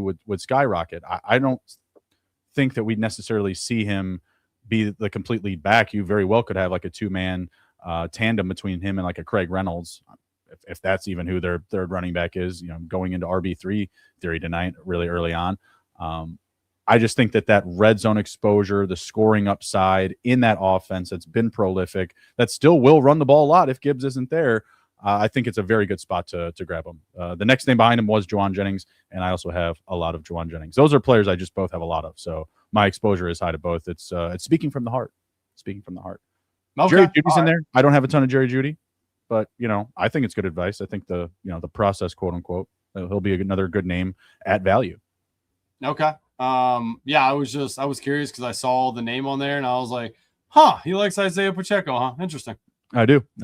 Again, it's more the price. I mean, you look at his numbers from the last couple seasons, they're not sexy, they're not great, but again, at market price, RB46, where he's going in the draft, being in that situation where, they did go out and get him. It's not like he just like fell in their laps. Like he was an early signing for Detroit. Seems like they have some confidence in him and believe that he can supplement, a smaller RB2 role in their offense, which again, I think is a great backfield to target. If you had Isaiah Pacheco as the clear RB2, as he is in Detroit, and say San Francisco, I think he's probably RB40, RB36, just higher price because that offense is even more prolific. They constantly are scoring points, are constantly in red zone. And we even saw Brian Robinson have some potential spike week ability last season playing in a solidified RB2 role. I think that's kind of what you're buying, is you're probably buying like what you got out of Brian Robinson from San Francisco last year with Pacheco in Detroit. Okay. All right. Fair enough. I haven't drafted him enough, so I was just curious because I saw you writing about it. So yeah, fair enough. Anybody else that you want to talk about at all before we get in? I think I'm gonna go. You can filibuster for a second, but I gotta pee, so I'm gonna go do that real quick before we get into a BBM. This is only like a 2-hour show, pal. What were you drinking? I got like a double IPA over here. Well, I got a Miller. Oh well, and a bubbly. They're both currently empty. So wow, what a combination for the kids. You know what? Hey, you got to take the unhealthy with the healthy. Go pee, man. Just go pee. Go pee. Come back. Oh, you want me to come back? You should come back. I will draft without you, but if you don't come back, I'm gonna be upset. Uno mas. Uno mas. We'll pull up my exposures. I love Underdog. It's the only place that I play. Literally, nothing but good things to say about Underdog. But for the love of God, stop changing the main menu. It's getting to be too much. Like, just stop it. Really makes me upset. Kyron, Tyler Algier, Mike Washington, Tyrone Tracy. So there's a lot of running backs at the top of the exposure board. Gunnar Helm, George Pickens. There is Isaiah Pacheco right after that. I guess Juwan Jennings isn't all the way up there. Highest receivers are Pickens, Thomas, Evans, Robinson, Debo, and then Juwan Jennings. But Juwan Jennings at 17%, not cracking any full exposure board top 10 by any means. I am 51 drafts deep. You can ask me anything if you guys like. I think the biggest values at the top of my exposures are going to be Tyler Algier, Mike Washington, really late RB2s. Like Algier, obviously kind of similar to going back to the Pacheco commentary. being in an offense that's still going to, try to run the ball a fair amount. I mean, you didn't get Jeremiah Love just so that you could, let Jacoby Brissett try to throw the ball 700 times in a season. I think potentially what he was on pace for last year. So Tyler Algier, I think, brings a lot of great run support. Somebody that you can just kind of lean on when you're just like, good God, let's let Jacoby stop missing and just throwing into air again and again. That was a quick pee. Thank you. You're welcome. You made a mess. You had to make a mess. That's a fact. Right behind Isaiah Pacheco, Patrick Mahomes, also super high on Mahomes at 19% this year. That value is silly. My quarterback 5, complete misprice. I was just rambling through exposures. That's all. No big deal. I love it. Yeah, totally. Look, my shirt says damn. What type of damn does it say? Damn. I'm good. Oh, okay. I thought it was supposed to be like, damn, or like a Friday, damn. Oh, that would be a good one too. But it says, damn, I'm good instead. Yeah, damn, and I don't like. good. I'm out. Not on that. Sorry. All right, Brundog, you want to get into a BBM? I mean, I do. As well. I do. Number 50. Do it. All right, number 52. Pull back here. This and. Let's BBM. All right, so for those that want to join into the old BBM streets, you know how we do. Bruni, are you ready? Grip it and rip it. All right, counting it down. 7, 6, 5, 4, 3, 2, 1. Entering now. Two more start. Alert. One more. Uno mas. Alert. Uno mas. Could be a good play call. Uno mas. Or maybe 0 mas when you want to kill a play. Instead of kill, you just wrote 0 mas. Kill. So we right in the middle. Yeah, Brundog in the 6. I'm in the 10. I do like the middle. I'm not gonna lie. We don't have anybody else in here, do we? I don't think so. We were quick to fill that one, fortunately enough.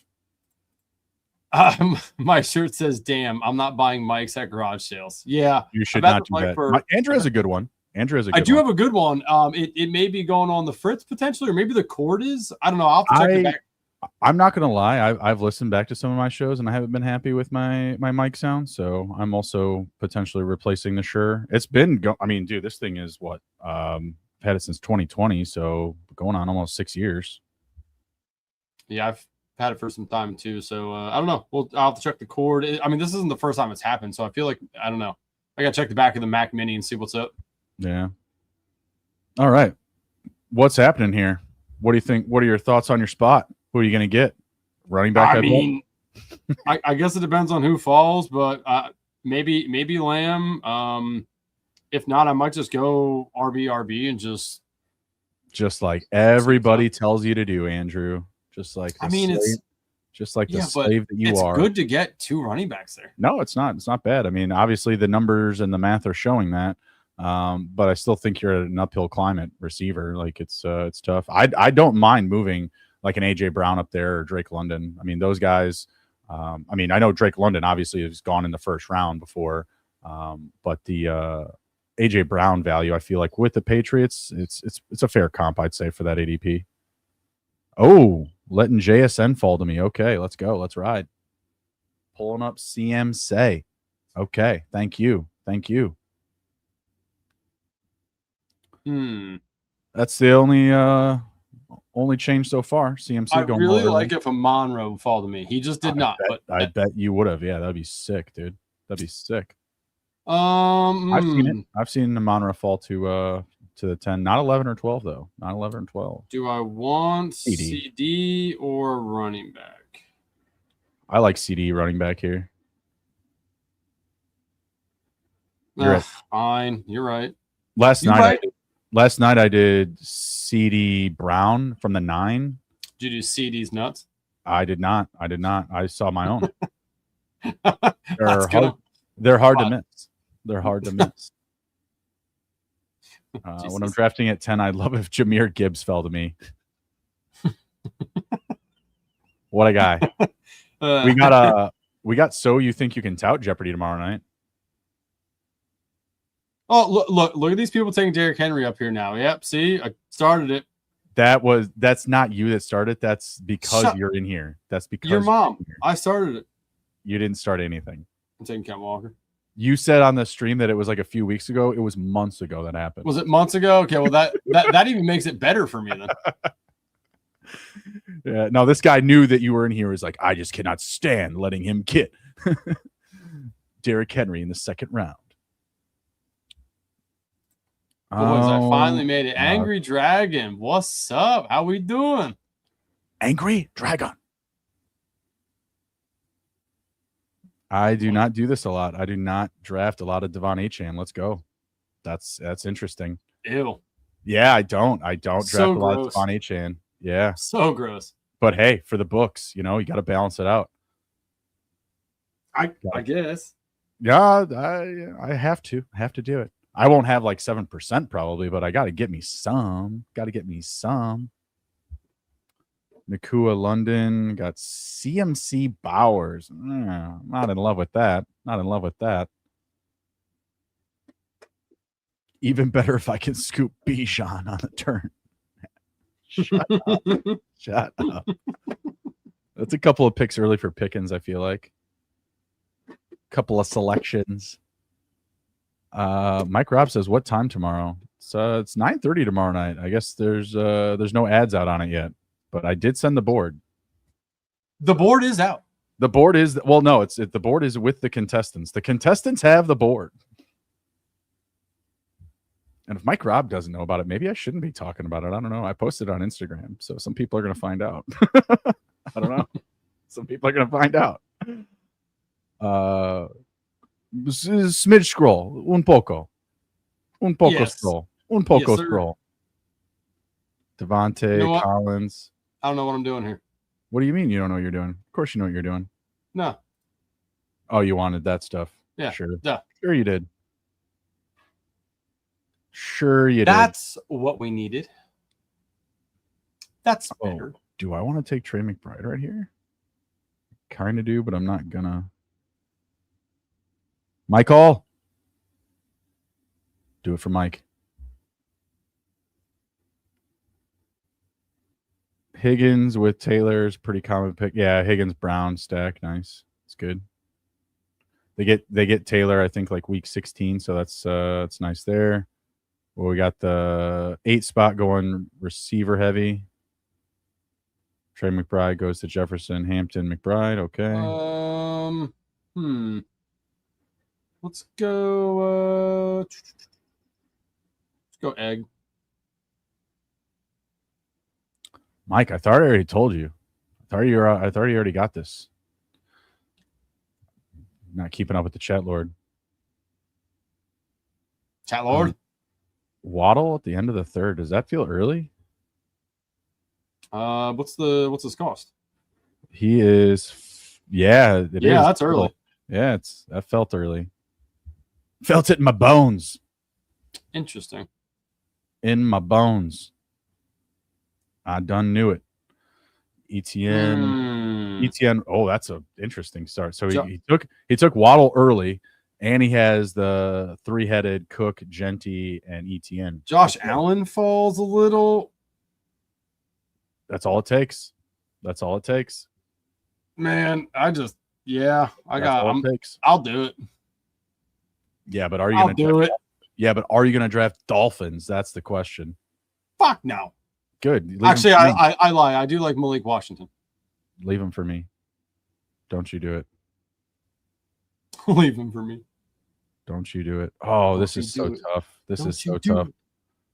We got to do it. Cam.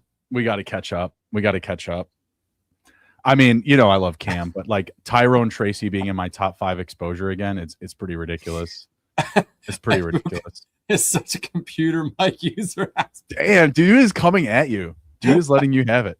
You know what I love Jeff because I know he's just kidding. But it's hilarious. I just love that every draft we do, he's always just on my shit about if my team has too few wide receivers. He's like, It was like, oh yeah, fuck that wide receivers. If I team don't is take enough ass. running backs, he's like, running backs, who needs them? Name this one ass. Jeff says ass. Yeah. Oh hell, we got to get Jeff on the show. Jeff, when are you available to get on the show? All right. Don't be behind the keyboard now. Come on, come in here. I want to see you draft live and in person. You won't do it, Jeff. You won't do it, Jeff to Voyager. He likes to watch from the window. Is Megan here? Can we get an update on our YouTube goal? Because I know we got some long streams that we're going to need to fill some time. We're going to have some like 12-hour streams coming up. He says, I'm hilarious. Cosign, Jeff. Cosign. We do like it, Jeff. We do like it. Oh, man. Going to have to do it. Poor Andrew. What? I'm going to have to do it. What am I going to have to do? What I'm going to have to do. Oh, never mind. Just for you, buddy. Just for you. I got you. Oh, there you go. Let's go. Yeah, but I almost did it. I'm not going to lie. I almost did it. I was going to I'm not sure what you almost did. You're going to figure out in 2 seconds. All right. I see down. what you're saying. You'll figure it out in like 3, 2, 1. Light bulb. Oh, damn. Dirty. So dirty. I was trying to be chill about it. I was trying to be chill, but he did only have Jefferson, so that does make him kind of a punk. That was his second receiver selected. So, ow. Sometimes it be like that. What a turd. He says, okay, I can message on Discord. It'll be fun. Yes, you should most certainly. Dude, that would be awesome. We should learn how to set up the phone calls from Discord. We got to figure that out. Bruni says he's going to have to do it. I thought for sure he was unplugging his mic so he could be a computer mic pro. Absolutely not. No, are you kidding me? Are you kidding me? Dude, I so want to take Joe Burrow just to fuck that dude up in the middle. Stop it. Oh, I thought you were gonna... No, save it for when you want to draft Kyler to steal him from the Jefferson guy. The guy in the middle, yeah, I mean, he probably gets him, but he's got 3 running backs. So he is still putting himself at a disadvantage. Like at this point, I would much rather have 3 receivers, 2 running backs, and then grab him. If you're in here, damn it. Come on, take Burrow. Oh no, he took May. It's gonna be Drake. I also do not have a lot of this guy, so let's go. Let's get some Marv Harrison. Love it. Weird. Let's play with it. Actually, you should have taken like Jaden or Caleb.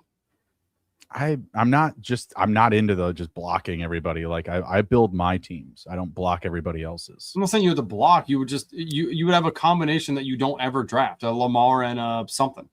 Oh, I don't want Lamar, Jaden. Sorry. I know you wanted advanced one on me. I know you need it. But no thanks. Listen, all right. My advance rate is perfectly fine. Thank you very much. It is, and you've got a finals on me, but god damn it, last year is just not fair.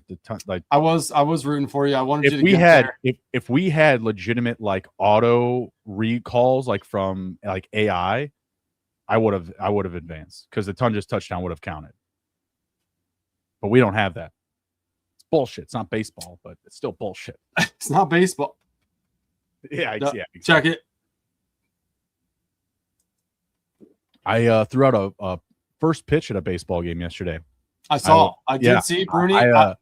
You brought it up. I didn't want to have to bring it up. I've seen better first pitches, brother. Sure. To be fair, Andrew, you saw it. Yeah, it wasn't good. It wasn't good. Get in the backyard, sir. But listen. No warm up, no nothing, and I was the only one to get it across the plate. Okay. Well, that was it was the most unserious thing ever. So I don't know what to tell you. They asked if I could do it. I said, yep, sure. No problem, guys. I got you. No problem. You're an athlete. I was expecting a better wind up or something. You just took the ball through it. No, just took it and threw it. But literally, like they let a little kid go up there and he dirted the thing. He just whipped it as hard as he could and dirted it like right away.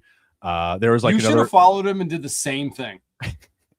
Just dirted it and be like, it would have looked like I gave a lot more effort than I had done if I did that. So, but no, I just yeah. Thanks, buddy. Appreciate it. Grip it and rip it. Like that. That was it. I made sure to get it across the plate. But it was like it's funny to describe. It's like a college baseball league. It's pretty much like summer catch, but in Maryland. So yeah, it was fun. It was a good time. They did not serve alcohol at the game, and I could not bet on it. So, the upside was limited, we'll say. Yeah, there was an 80-year-old woman that also dirted it. So, and a kid, and then me, and then like two more guys like my age that just couldn't get it there. So just couldn't get it up. I was pretty proud. And the guy said something like, "Somebody can throw a baseball." Like, yeah, no worries. Yeah, no worries. I did it. It was me. I got you guys. Just wheeling, dealing, shaking hands. Don't kiss babies. You don't do that anymore. I mean, no. You don't do that anymore. Someone slowly crawling to water. It was a little faster than that. A little. But I'm not saying it was much. It was your release point for me, where you released the ball. It was like it was like a football. Dude, you released it up here, and the ball went bloop. Yep. It went straight over the plate. Did you tell them about the Fanspeak baseball guy? No. Oh my god. I did not, unfortunately. You should tell everyone that you book a job with. Be like, hey, I just want to let you know we have this really nice promo going on. Is for this best ball guide. Here's the promo code. Promo code 495. Where do they plug that in? That you get $4.95 off. You do not. That's awesome. I did. What was it? I don't cross paths with a lot of honest to God fantasy fans in my line of work, but I did meet someone whose kid worked at the NFL Network, and he knew Laquan. If you know Laquan Jones, who's been in our line of work for a while, who's now made it to the NFL Network, and I think he's now with FTN. But yeah, someone was like, "Oh, you know that guy?" I was like, "Yeah, that guy's been on my podcast. No big deal. Like me and that dude play beer pong every summer. Ain't nothing about a thing." So that was cool. That was nice. But not much other than that. No. Okay. Did you see Matt Miller lost his arm? I did. Yeah. I had that guy on a podcast a long while back, and now he lost an arm, and they're accusing him of laundering money via sleeper. I mean, hey, so fast world we live in. Sometimes shit happens. It's a fast world we live in. Oh gosh, I was like, man, that was uncalled for, expected events for that guy. That's a lot. That's a week. Mahomes going. That's not really Mahomes and Hurts team. A little bit. Yeah, that's a Mahomes and Hurts team. That's not bad. Can certainly back it up with like a Kelsey pick if he wants. Certainly possible. I did almost take T-Law back when he was there. I didn't. Okay. But the only reason I didn't was because they're both on bye week 7, Allen and T-Law. That's a damn good excuse, brother. That's a damn good excuse if I've ever heard one. Thank you. You're welcome. I hope I pissed somebody off with that Laporta pick. Why is that guy doing that? Bye week bros would be furious with your life choices. Who did I do? Yeah, I did like a Ladd and Brian Thomas at 2-3 for my receivers, and I didn't feel good about that. But then I think I did a Packers receiver. I think I did Matthew Golden and Romeo Dobbs, both 11. So I settled on that swap. I came to live with it. Who did get Herbert? Where is Herbert on the board? I'm trying to find him. He's all the way up front. He's at pick 7-1. Interesting. Oh, that guy did QJ Herbert. Okay. I wonder if I think he had to pull one of those guys up to make that connection. I feel like there is some separation in their ADP. Tyler Shuck just went over Matt Stafford, Goff, Murray. Oh. Sure. Hey, let him cook, brother. Let him cook. Oh. Yeah, he's got the Tyson stack, so he's good, man. Let him be. That's a choice. That's a choice. That's a choice. So like here, I kind of want Baker, but I don't love taking him over Stafford and Why Goff. not? I was gonna say, why not? You don't want to take Kyler. That's right, because you don't want to block. Now that it's your turn to block, man, you know what? I'm just gonna take Stafford and just not care about it. Was there a fall for him? There was a little bit, yeah. Yeah, that guy got Kyler Punta. That's all right. I left myself a nice back door. That's what she said. Little Jared Goff, Laporta. There you go. I'm surprised. Can you go up? Where did ARSB go? Right here. That guy took May and Dart. Interesting, rather than interesting. Yeah, he just wants the rushing upside, I guess. But I don't know. I think you divert a little bit there. Like double rushing upside is nice. Like it feels good. Like, oh, I've got 2 rushing QBs, but you also increase your chance for injury too. Like I like mixing up with a rushing QB and a stay-at-home fella. Is there any Russian QBs in the NFL? Patrick Mahomes, second in scrambling yards last year. Look it up. Gotcha. Yeah, he is a runner. He is a runner. Also, second best in passing efficiency against zone defense. Do you know who is number 1? Say it again. So Patrick Mahomes was second in the NFL in efficiency passing against zone defense. Do you know who was number 1? Caleb Williams. You just drafted him. Oh, Matthew Stafford. Ah, neat. You're welcome. I thought you were trying to backdoor me into saying Caleb Williams is cool and awesome. I was not. Okay.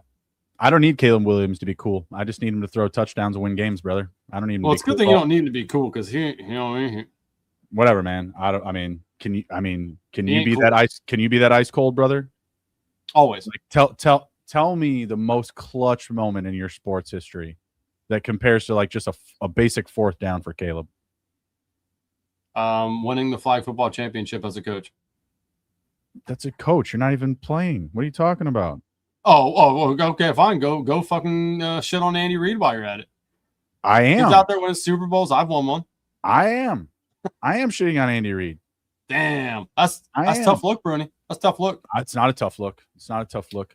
It's very tough look. He hasn't even won 6 rings. Once he can get to 6, then he can literally marry an escort. Okay? That's the type of power you get with 6 rings, pal. Yeah. All right? Just stop. Like you're right. You're right. Like literally the walk of shame and having no shame, or even like understanding that people are photographing you as you're leaving an escort's home. Probably a studio apartment. Whatever. Heard. Like, come on. Belichick's a legend.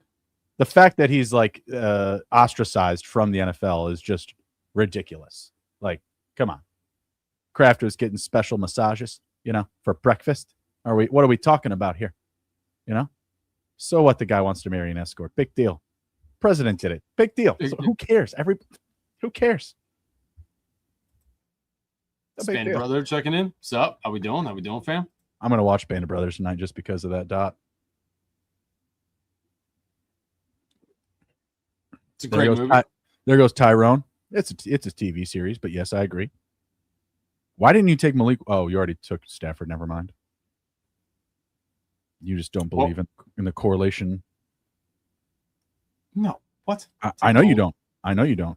I'm taking Malik Willis. You should have. No. You should have. You should have waited. Pass. Let's see. You could have had Romeo Dobbs. You could have had Jacoby Myers. I mean, have you looked at my wide receiver room? Is it pretty good? I mean, the last guy I see is Josh Downs. He's good, but he's not like God. Lamb. That's pretty good. I like it. Pookie. I like it. Thank you. I like mine more, but I like it. Now let's see yours. Okay. Meh. Chat. Chat. Who do you like? Who do you like more? Bruni as JSN, Flowers, Marv, Metcalf, Addison. I have Lamb, Egbuka, BTJ, Sutton, Josh Downs. Tell us, chat. Just don't try to write it off on your taxes. It ain't gonna look good for you, buddy. Come. Fair enough. Did you get a refill of either of those drinks, by the way? I did get a new beer. All right, my man. I peed and beered at the same time. That's so smart. Yeah, it's our fridge in the bathroom. Freezer? No, fridge, and then we take it into shower beers. Well, no, but I mean like you freezer prep. No. Oh, okay. There's a Ben Affleck movie where he's just like a complete raging alcoholic, and he's like coaching like high school or middle school basketball. He's got a great freezer technique for the beer. Great freezer technique. Total degenerate. Terribly. Yeah, I like a friendly joust to the death to determine best wide receiver room. Don't make me buy in. I'll do it. Meg currently deciding on if she pays you this month or not, so you might want to read that. Did you say? Yeah, he's one of them. He's top 5. He's top 5. I like I said, I got a lot of both of them. Oh, Fantasy Football Garage, aka Best Ball Jeopardy champion. Inaugural. Checking in. What's Inaugural. up? Fuck, this guy did the DJ Whoa! Jones. Look at this Whoa! guy, Daniel Jones. Just come on. Because it's too early. Are you upset? What are we doing? No, he just look where CJ Stroud just went. fuck. Did you want Daniel Jones? The hell? I did. I was gonna take. Yeah, I was gonna take third one. Be a little. You were so angry at me the other day for drafting a third tight end on Trey McBride, or I'm sorry, on Brock Bowers. You were so upset, and now you're going to draft a third QB on Josh Allen. Who are you? Meg and Steve have instilled some wisdom upon me. All right, don't be shitting on what the So shouts 1 week, do. so one week later, I watched Papa Shout on here. All right, he instilled the 3663 on me. All right. well, Papa Shop knows champs. 3663 has won. So don't be shy about doing stuff. Don't be shy about doing stuff that's I'm already trying to respect my a winning elders. record. All right. But what do you know about 2763? Not much. Wait till it wins, and then we'll see you change your tune. Yeah, wait till it wins. Wait till it wins. Bijan and 6 turds. It'll happen. It'll happen one of these days. Yeah, I do have some catching up to do with Cam, but man, it's hard when people keep buying them. Cost keeps going up. Tracy cost keeps going down. I'm a market buyer. What can I say?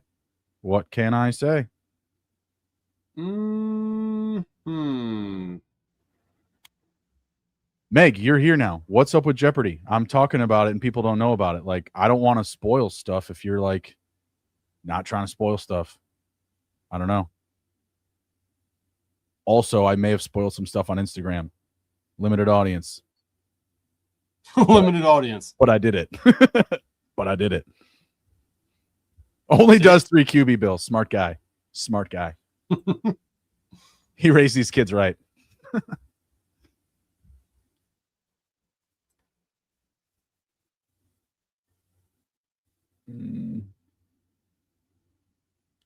I'm visualizing like a nun who every time that they didn't draft 3 QBs, they got smacked in the fingers with a ruler. You got the fucking belt, the fucking stick. Yeah, just like, oh, you didn't do it now. That's like previous generation. Like, I remember my dad growing up telling me like, oh yeah, I got the fucking stick, dude. Like, I got like there was a wooden spoon or a stick laying around, and that's what I got. That's what I got knocked around with. He's like, be grateful I don't hit you. Like, oh cool, yeah, it's super normal. Appreciate it. Spill it, B.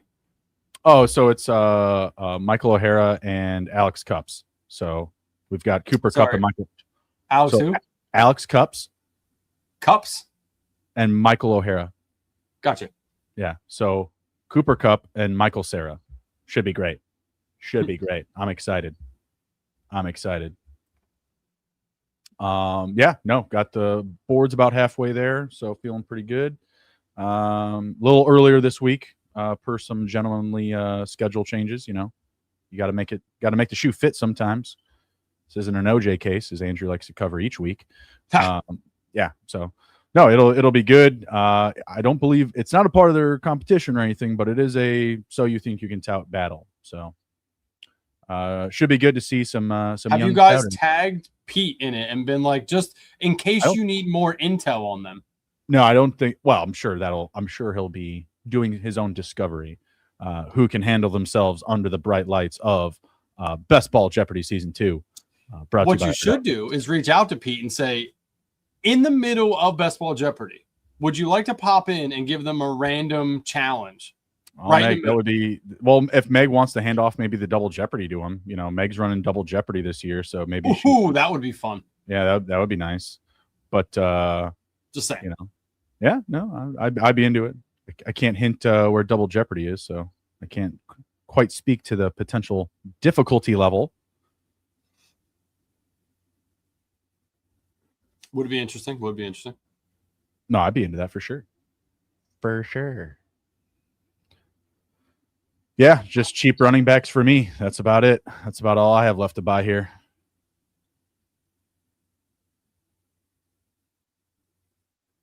Everything else feels great. I know you're not going to give me a good grade because of Achan, but it's okay. I got some tricks up my sleeve. I'm gonna earn back the running back position from you here. I think everything else I've taken care of business. I don't right now. If I'm doing the Andrew critique of my roster, I've got to work on RB for sure. Man, just because I think this guy is an idiot who has Shuck and Ward, I'm not letting him do it. Bruni, we're doing it. We're doing it. Let's see it. Sure. Yeah. Just because I can't let him get out of this. Fair. Hey, fair enough. Fair enough. I'm not against it. You can play some defense on some other guys while I try to build my best roster. I really appreciate you, brother. I really appreciate you. Gino. Somebody's got to be the Statue of Liberty in the playbook. I don't know. Sorry. I will take Mr. Trey Harris. Just hanging out there at great value. Yeah. Yeah. We love Trey Harris. 18 picks passed. We love Trey Harris this year. That is a good pick.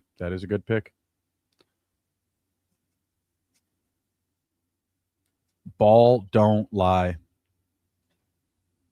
Just fun side bet on yes, Pete knows, but won't be part. Okay. They're in it. So I mean they're in the contest now. So, on them. Make it happen. We'll go with a little Atlanta team stack there. A little round 15, 16, Robinson and Branch. Aaron Rodgers is always a good pick. Andrew earning his paycheck this month. Taking Aaron Rodgers, third QB with Josh Allen, and the returning MVP, Matthew Stafford. I'm just looking to see if we make check correct is gonna cash, brother. if we make correct Meg and Steve picks, do we get added bonuses when the pay comes? Am I going to see a little here's some extra with a winky face added at the end of July? I don't know, Bruni. We'll see. Intel. All right. Intel. Says. We think you're doing a great job drafting. Here's a nice little solid bonus on you. So 1, 2, 3, 4 RB4, and my exposure is Tracy. 5, 6, 7. 7 is Scatabo, and I just drafted him, so that means he's coming up to 6. So number 4 and number 6, very similar to pre-draft, right? I had a ton of this backfield because I trust Harbaugh to try to run the piss out of the ball down everybody's throats. The quarterback, the 2 running backs. Let's give Mooney some carries. Did you say piss down everyone's throat? Yeah. No, piss the ball down everybody's throats. Yes. Okay, I'll say that's a bold something. Oh. Yeah, no, both of those guys have always been up there this year for me. They're going to run the ball a lot better in New York.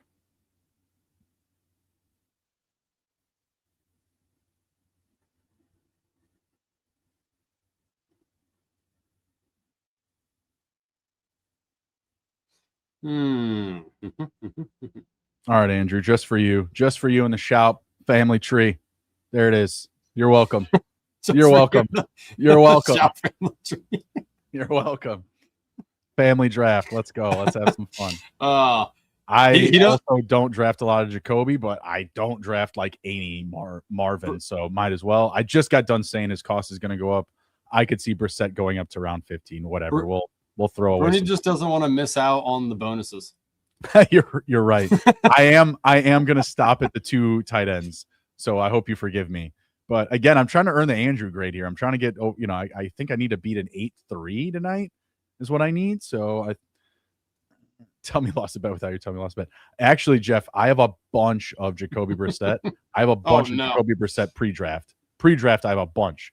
Dude, he's going like round 20, man. Come on. Like he's going round 17, round 18 in this format. Like he's going round 19, 20 in pre-draft. Like, come on. Like, stop. Just stop. Just stop. I'm sorry, but that is free money. Did you take Claiborne? My guy. I did. My guy. Do it for the brand.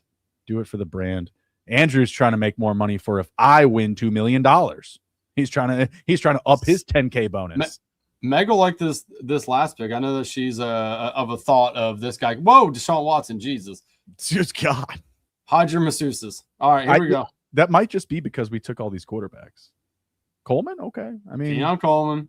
Once upon a time, Mr. Wishy could, like I liked him coming in. I think we all liked the personality a little bit more than the ball. I'm not gonna lie. Good bring back, good stack. I think I'm 10 or 15% Brissett pre-draft too. Super low price, and I thought he'd be a lock to be brought back. He still is. They got fucking Carson Beck in pre-draft. We had no idea about. Like, it always seemed like this was a team that was building for next year's draft, next year's quarterback class.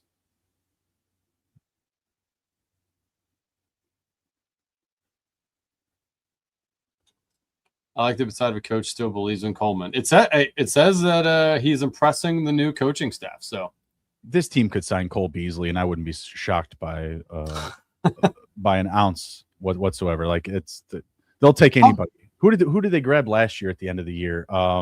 Brandon Cooks. Like, you had to bring in Brandon Cooks. Like, oh gosh. Hey, Brandon Cooks is solid. No, you know that you and I both like Brandon Cooks more than we should. But it was still a testament to the situation, right? Like, what? Who? I'm still waiting for somebody to sign Jonnu Smith and piss everybody's tight end rooms off. Oh, you think Amari Cooper's coming back? No, not Amari Cooper. Not Amari Cooper. Jonnu Smith, maybe. Hunter Renfrow? Yeah, he played last year, bro. He played last year. No, I mean somebody that the Bills could randomly sign off the street. Yeah, somebody like that, exactly. Just like whatever. All right, let me get out of this and go back to... They're just that type of team.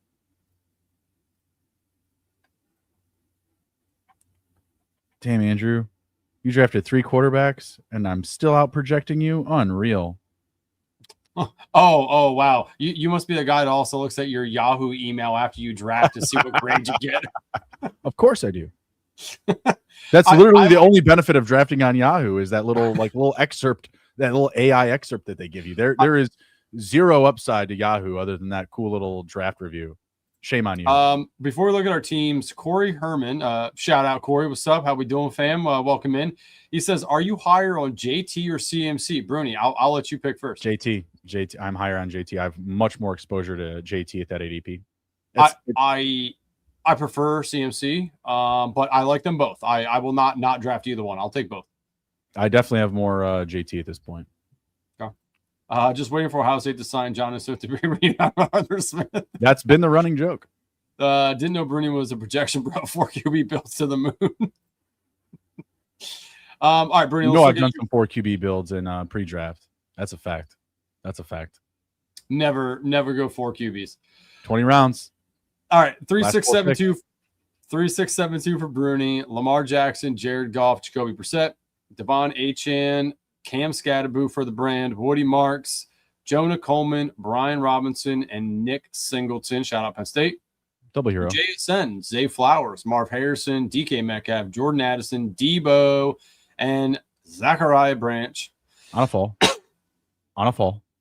And then Sam Laporta and On a Mark Andrews. Love the tight end room. That's fun. Do like that a lot. You don't like the quarterbacks? I do like the quarterback. I mean, I don't really love Brissett, but I do like the Goff and Jackson there. Devon Achane, Scattaboo, that's a pretty good combo. I mean, I don't love Achane, but he should get a decent amount of work. So it's fine. What your wide receiver room is good. I do like that. You know, I'm a big fan of taking Debo while we still can get him back here before he signs and then launches up the board. I mean, pretty good overall.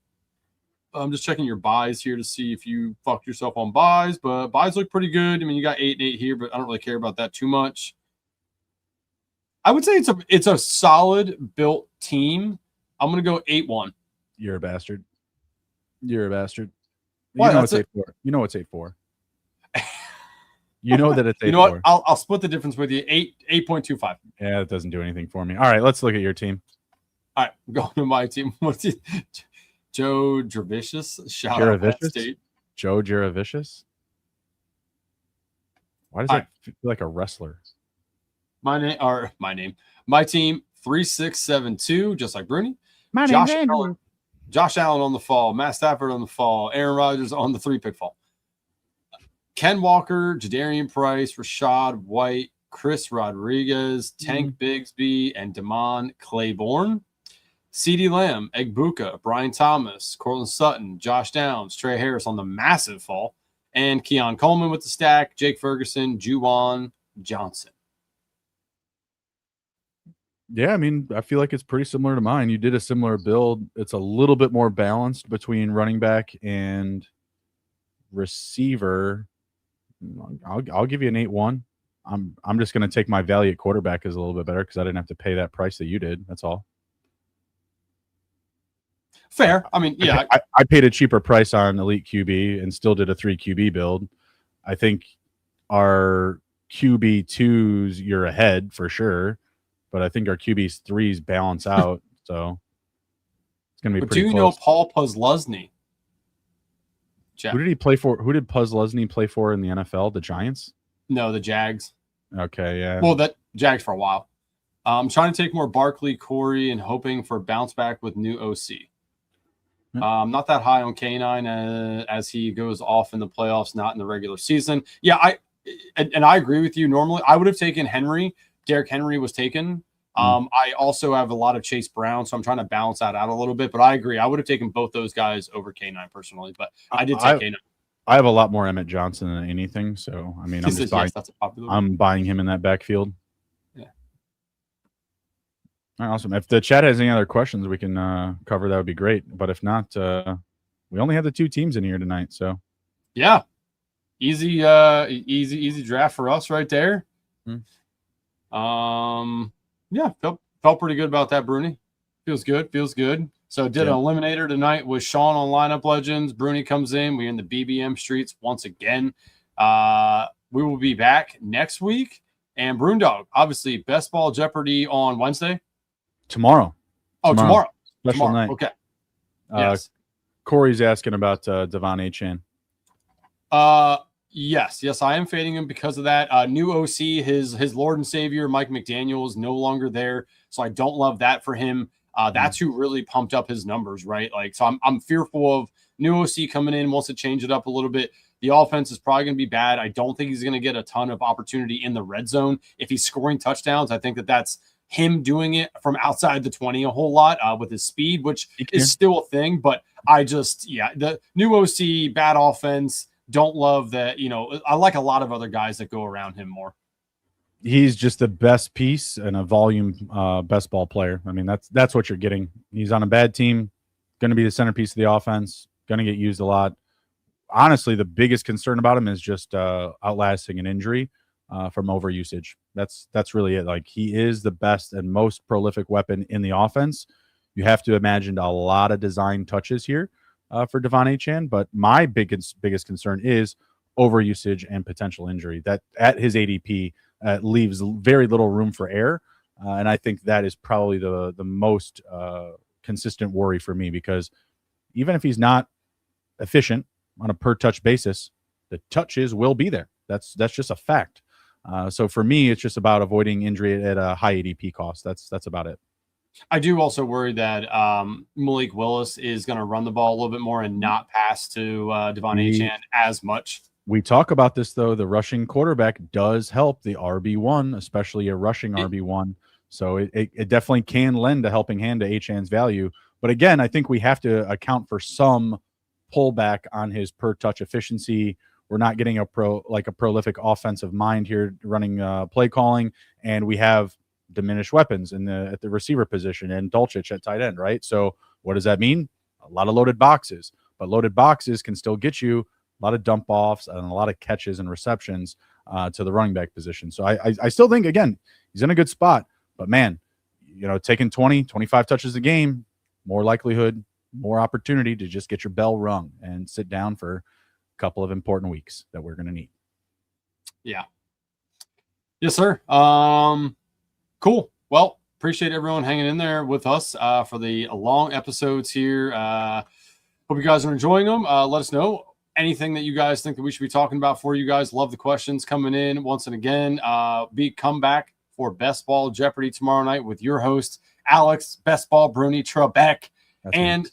The newcomers to the stream. I don't think we've had either one of them on at all before, have we? I think Meg has had them on Friends of Best Ball. I know Cups has been on, big supporter of Cups, and I believe Michael O'Hara was a recent appearance on Friends of Best Ball. Gotcha. Okay, good. Well, they're coming back to fight in the Best Ball Jeopardy Dome. Appreciate everyone hanging in there with us. Bruni, as always, brother. Yep. Thanks out. Take care. Be well. Be good, everybody. If you can't be good, be good at it. We'll see you. If you're serious about crushing best ball in 2026, the Fanspeak Best Ball Guide is built for you. Inside, you'll find breakdowns for all 32 NFL teams, including coaching notes, strengths, weaknesses, and key stats to help you understand every offense heading into draft season. We've also created player profiles for every draftable best ball player, featuring advanced metrics, MVP stats, production data, and exclusive Spike Week charts that highlight league-winning performances. Looking for rookie analysis? Steve, our rookie guru, breaks down this year's incoming rookie class so you know which rookies to prioritize. And whether you're playing season-long, Eliminator, or Superflex best ball formats, you'll get strategy articles designed specifically for each contest type. The goal is simple. Put all the information you need in one place so you can draft with confidence all season long. The 2026 Fanspeak Best Ball Guide is available exclusively for paid Fanspeak Degen subscribers. Check the links below to join today and unlock everything you need to attack best ball season with an edge over your competition. Fanspeak's Best Ball Guide. Draft smarter, win more, and we'll see you at the top of the leaderboards.